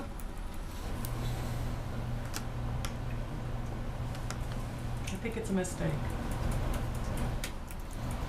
This is something we need to vote on? No, we can't vote on it. Let's put it in the budget. Yes, you can vote on We vote on it as a part of the budget, not as a separate thing tonight. it. Right. Yeah, tonight we were in a workshop, but yeah. Other questions, comments?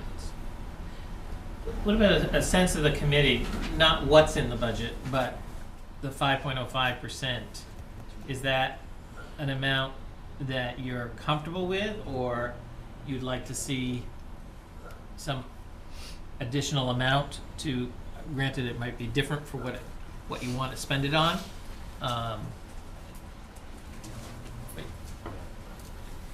I'm just looking for some direction for February 25th, what you'd like prepared from me and from my team. I don't know that we can come to an agreement on that, but, Yeah, that's what I'm saying. Because what we could do is we could do the opposite of what we normally do. We're usually coming to you with a proposal for tiers of reducing the budget. I can come to you with tiers of adding to the budget. No, it's not gonna pass. Well, I'm just throwing it out there. I'm just throwing it out there. well, I can understand why you're saying that, because every comment that's been made around the table has been more money. Why aren't we doing this? Why aren't we doing that? And that was where my comment came from, that we have to remember that we have to pass this budget, and that there are lots of people in our communities who don't have kids in the school and who don't want their taxes to go up, and so we have to balance that with all the good stuff we all want. And I'm not saying that we can't get any more good stuff, but I'm saying that if we do want to get good stuff, we have to work really hard to make that happen. And it's not going to be an easy sell to go above 5%, in my opinion. The 5% is gonna be. I think 5% is gonna be I almost said a bad word, to get through. Okay, so that's surprising to hear that being said, because everything we've heard tonight has been, we want more, better, want more. But that doesn't mean that I don't want Perry to have his 5 FTEs that he needs. And not because he's my favorite. Because Perry needs help. Joel needs help. But I would rather us look at. So how can we do that without? Well, then I would turn to George and Michael and say, of your 50 million you currently have, give me a couple. Where can you cut? Where, I know, you laugh about it, but really, I don't believe there's not cushions everywhere. She's laughing about me and Well, Josie. stop. I mean, I guess you're making an assumption that we've got all this as, the expression I think you used was fat to cut, and I'm not sure Really? that Do you that think you that's- could go through this budget and explain all of these sections and line items? Because I have to say that there are quite a few of them, and I'm like, well, what's really under there? I don't know where certain things are. I don't So know that's how it's set good. up. That's what we're asking for. Ask those questions. This is Oh. the time. Well, no. I mean, there's no way I'm going to sit through 5 hours of this, drinking from the fire hose, and have all the questions on the tip of my tongue. Well, you I don't need have to some do it time. tonight. Exactly. It could be. Right. I mean, we're meeting again in 2 weeks, Right. and we're not going to be And I'll be approving the ready. budget. That's what this Right. time period is for. I mean, if you have, I mean, first of all, well, I like Perry and Joel just as much as anybody.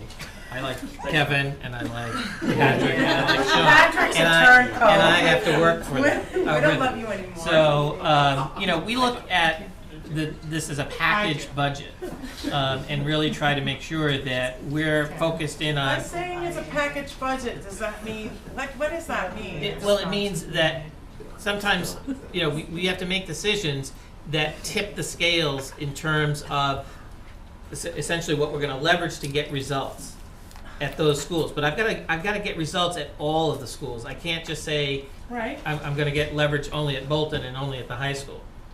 And you know, it's got to be balanced. You know, there are some years where it's clear there's more need and we're going to invest more. Overall, we do invest more in the high school overall. Is there a way that we could reorganize some of where Perry's already talked about spending money and spend it in other ways so that we could have different number of FTEs? I'll have that conversation with him and see if he would like to do that. That's always possible.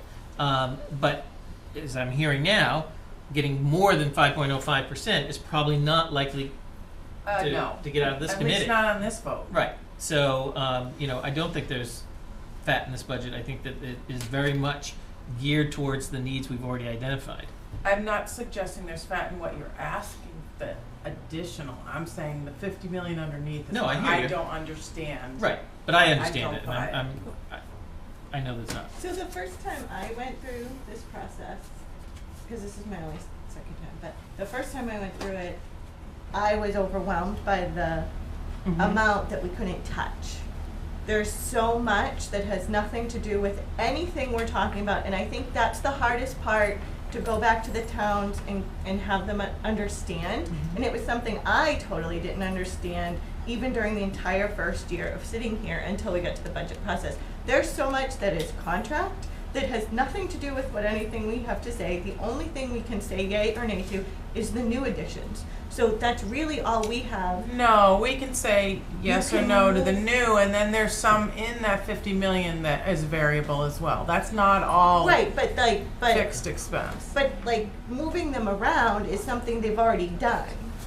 So they've already moved things around to try to get where they want to go. You know what I mean? So they're cutting here, and so this is just their additional, to keep a level set budget, to keep the level of service exactly as we are today, tomorrow. And then the other. I think what Lorraine's asking, and I think it's a reasonable thing to ask, is if in fact they are in that $50 million pot of whatever it is the current budget is, what you should be looking at that each year to see, you know, if we did it this way for the last 5 years, I mean, that's you know, what these guys can we do. do it a different way all this year year? long. And that results in X dollars of savings or the reduction of half of a person or whatever. And I think that would be beneficial for the towns to hear. You know, and to your point, you know, you want to know where the cost breakdowns are for administrative, et cetera, which would be very helpful to understand. I'll be perfectly honest with you, a 5.07% budget presented to the town of Bolton and the people is going to be very difficult to swallow, considering when we're limited by Prop 2.5 and override is an absolutely forbidden word in the town of Bolton. So, Can I add snow to that? The snow and ice budget this year? oh, we're going to get crushed. That was gonna be my, We're going to get crushed. it's a bad year for that. So yeah, I'm just letting you know the little bit that I'm hearing. Oh, by the way, I'm one of the selectmen in Bolton, if you don't. Mr. Burke, how are you? So I think, you know, the things that various school committee members are asking for, I think, are what the voters are going to be looking for. As I know that in Bolton, we are very averse to capital projects, spending increases. I know the tax rate number is an artificial produced number, but you know it's a number that's not on the right side of where we need to be. And you know, people equate tax rate with taxes, but taxes are high anyway. So I think, you know, the more you can provide and the more of an explanation can help. But I know that, you know, I don't know where we're going to find, even if you divide the 2.5 by 3, where we're going to find 850,000. Can I just ask a process question, since everybody else is, I won't say it's inside baseball, but there's only about 3 of us here that are not school committee or department heads or whatever. Your agenda was talking about kind of public comment, which was going to be 7:30 to, or whatever. I get just a couple of, one is a question for clarification, and then something else I'd like to add at the end. I looked today at your website on for the budget, and there were 2 links. One that said current year's enrollment. So I clicked on that and I printed it. And it says total district enrollment 3501. This is from your website printed today. The next page was projected enrollment 2015 to 2016. There's no total on it, but I added up the columns, Bolton, Stowe, Lancaster, and the high school, and came up with 3,292. These are your figures. I double checked I'm not a whiz, but, and I didn't go to the show. But there's a difference of several hundred students in the system. Now, it shouldn't see, at this stage of the game, we should at least agree on what the numbers are in total enrollment. Why is your projection on enrollment going down by 300? The projected doesn't have preschool in there because we don't have any way to project it. Right. It's missing a grade level. So our current enrollment has preschool.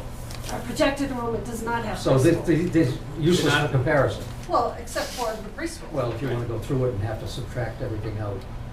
Okay, preschool was about A 100. standalone I document. think it's 168 or what was it? Okay, but there's still a couple hundred difference. Well, if you take out the 168. From 351 to 3292, from 33. All right, you're still off, but all right, you're Like back in the 40 kids. ballpark. Closer. You're Right, back but you in the have ballpark. the graduating class Right, different size Okay. might All be right. different. Okay. So they're Inside baseball again. Yeah. So, Yeah. Good question. what's the process going forward for the rest of this meeting? Because if there are any other things that we might want to ask about. I know you're deliberating now, or asking general questions. Are we going to have any chance to throw out any more comments? I know you just jumped in here. Yeah, it's kind of, I've been hearing more questions from folks. I just have a comment that I think as I said, it's like a bare bones, not asking for a whole lot budget. I have to be realistic and think that it's going to be tough to pass in the towns. But my plea, and I say this every year, we live in towns, there's not a whole lot here, especially in Lancaster and Bolton as far as, you know, retail and stuff like that. People move to our town because of the schools. They build houses here. They're not building, you know, 4-bedroom colonial houses for people who don't have children. So I don't understand the disconnect between investing in our schools to investing in our towns. We live here because of the great education we provide, and in order to continue to provide that, we need to invest in it. If Lancaster, Bolton, and Stowe didn't have good schools, what is attracting you here? Yes, it's beautiful, there's apple farms, but you know, I would rather go to a town where my taxes are lower and the school system isn't as good, and I get trash pickup, but I choose not to do that, to pay more, because my children are my #1 priority, and that's why I live in this town. So, and I think by the amount of children who want to come here for school choice by the surrounding towns, I mean, I know that we could fill our classrooms with them, but it's because our schools are better than the one on this side and on this side, and we can offer more. So if we want to continue to offer more, we might have to pay a little more. And to me, I'm not a millionaire, you know, we work hard for our money, but that's why I'm here. And I don't understand the disconnect between the towns and not wanting to pay for your school, because why are we in these towns? because we want a good education for our But children. I don't know if it's that people don't want, some people can't. So take that into consideration I too. do understand that, but, you know, And I don't think any of us here, none of us would be sitting in these seats if we didn't want to do, but we look at schools like Concord, Carlisle, and stuff like that, and wow, look at all the stuff they have, and look at their taxes, and look what they have. Because, I mean, I don't wanna pay those taxes because I can't afford to live there. But look what they have to offer. It's because they have high tax rates, because they invest in their school, and I'm sure, you know, most of their budget is the school budget. You know, towns like that, and unfortunately, that's just how it works. So if we want our schools to be better, we have to invest in it, and I don't think the 5% will pass. I don't know where we're gonna cut it, but I think we need to consider that it's an investment, and I know it's a struggle for many people and a sacrifice, and, you know, I moved from a town with my 4 kids and doubled my taxes and my property, not because we doubled our salary, but because that's what I wanted for my kids, so then they have an opportunity to do even better for their kids. You know, maybe they'll be living in Concord, Carlisle, good for them, and I don't have an in-law suite. But it frustrates me, the disconnect that I think often happens between investing in our schools and why we're here in the towns that we live in.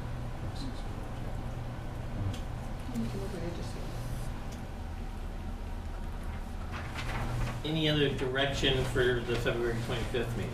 And then we'll come back to questions. oh, so you're looking for specifics, see. Well, I need actionable items, Lorraine. I'm with you, brother.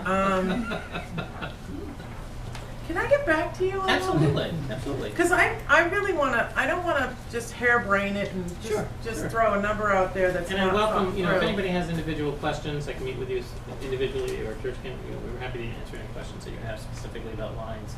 Like maybe next Tuesday. Maybe next Tuesday it is. Good. Is this comments? Yeah, I mean. Oh, Mr. Burke. It's your show. I'm not the chair, she is. I just Yes, I mentioned it was so going you to would say, know he was thank raising his you, hand. I think we should both await my recognition, Madam Chair.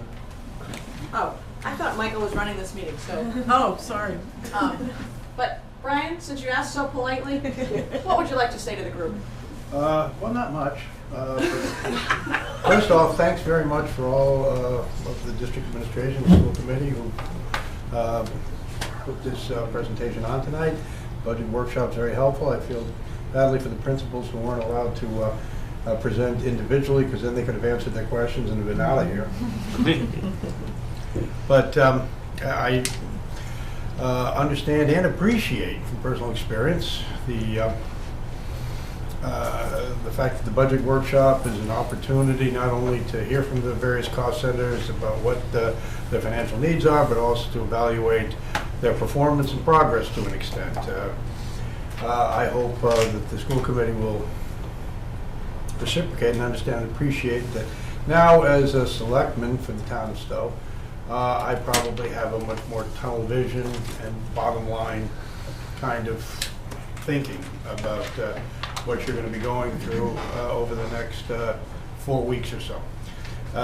It appears to me, and the assistant superintendent can correct me if I'm wrong, that, and I know he will, that fully 70%, or roughly 70%, of the budget drivers are things that we came to consider as high-hanging fruit. By that I mean the existing salary increases for existing faculty, the line item for insurance and benefits, and finally the 2.4% or so on the transportation.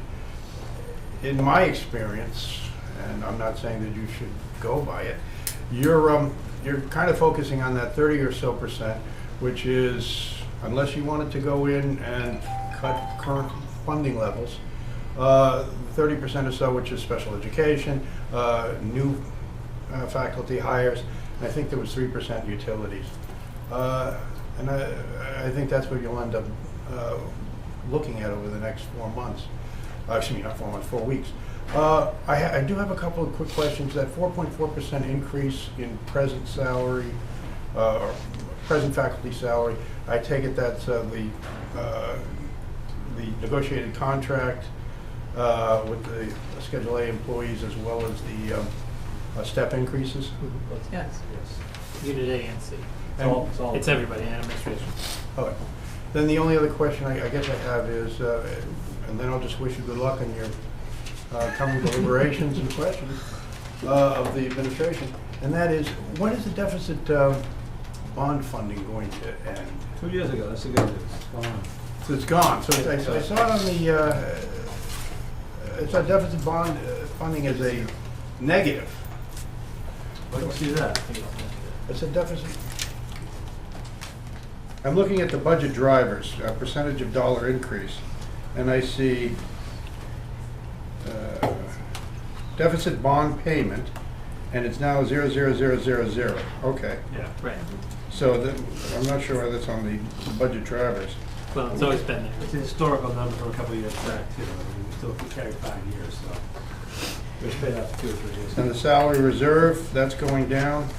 Well, we only use that in contract years. So, and when is the next contract up? 2 more years. 2 more years. All right. Again, good luck. And the towns are watching. Thanks very much for your time tonight. Thanks, Brian. Thank you, Madam Chair. Okay, I'm not wearing any hats here, but I'm really wearing two. I am one of Brian's colleagues on the Board of Selectmen, so. But I am here, obviously in that connection, but what I'm going to ask you for right now in this document is my own work product. It has not been, is as a taxpayer resident of Stowe only. And my colleagues don't know anything about this because it isn't the Board of Selectmen issue, it's mine.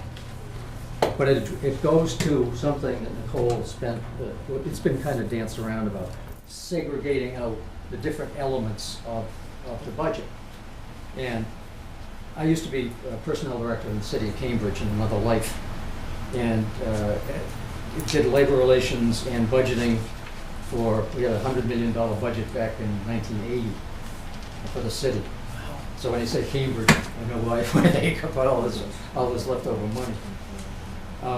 But one way, I'm a simple-minded guy, and one of the things that I like to be able to do is simplify things, and I get lost. I know you guys know the ins and outs of this, and that's fine, I'm glad you do. But I can't figure it out. So what I'm trying to do is not look at instructional personnel, but others, particularly the administrative positions. And I'm looking to get a listing of names, positions, base salary, and additional compensation with a total column, like an Excel spreadsheet, for each of those two amounts. In other words, give the base and additional compensation that was used in putting this budget together for each of the following positions. Now, these positions were listed again on one of your pages of your website with one addition that I put in. But some of them are clearly, it is listed as job descriptions. There is clearly only one superintendent of schools, sir. Some would say there's more than that. And there's only one assistant and one treasurer. But some of the things that were listed on here that I just lifted and cut and pasted from your documents were, where was it? Technology, district technology support. Presumably that is not one person, as we heard earlier. There is a department. And the way I phrased this, it's coming to you only, and this is, don't take this offense at the method by which I'm doing this. You are under a very tight time frame.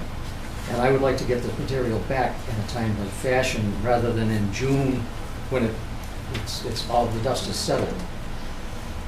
So I'm submitting it to you as a request for public records law in accordance with Mass General laws. And the language is not my own leading into it, and the summary of it saying you have 10 days to respond. I'm not doing that. That's right out of the website. So I'm going to give you this only to facilitate getting these things back in this system, in this format.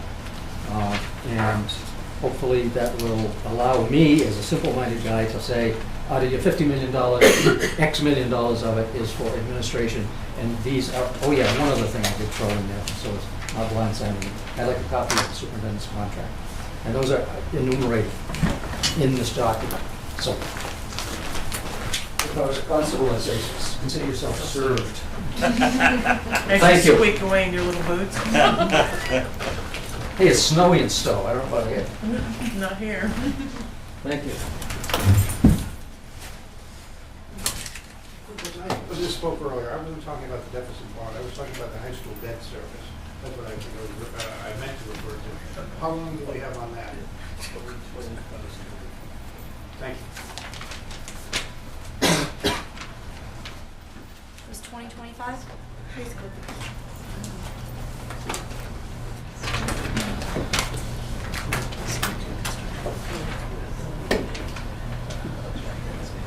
We double check. Anybody else? Could I respond to Julie real quick? I moved back to Bolton actually for schools, and I think and always saw the connection between the value of my property and the fact that we have an exceptional school district.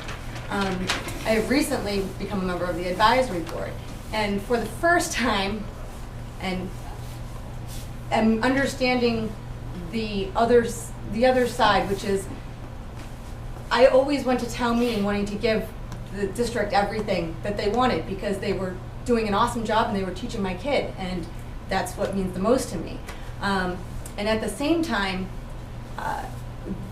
that costs money, and I'm appreciating more now those limitations. And so every time it snows out there, I'm like, oh my God, it's another $100,000 that we don't have. And so I want to make sure that you understand that that it's not so much a disconnect as just a fuller for me anyway. It's a fuller understanding of the constraints and wanting to pass something good and something that's beneficial to the district, but also making sure it passes.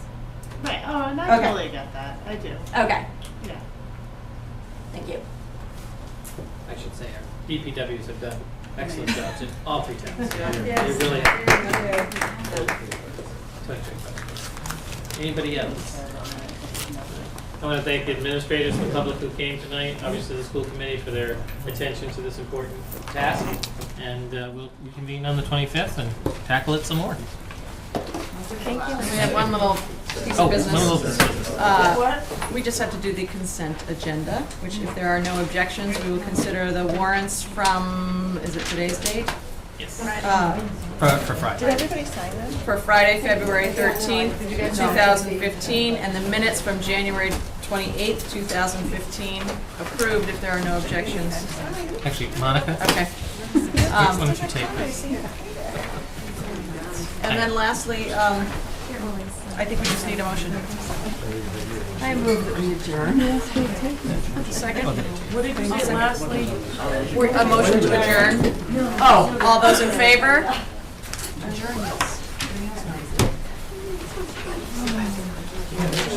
Good job. Oh, I did not.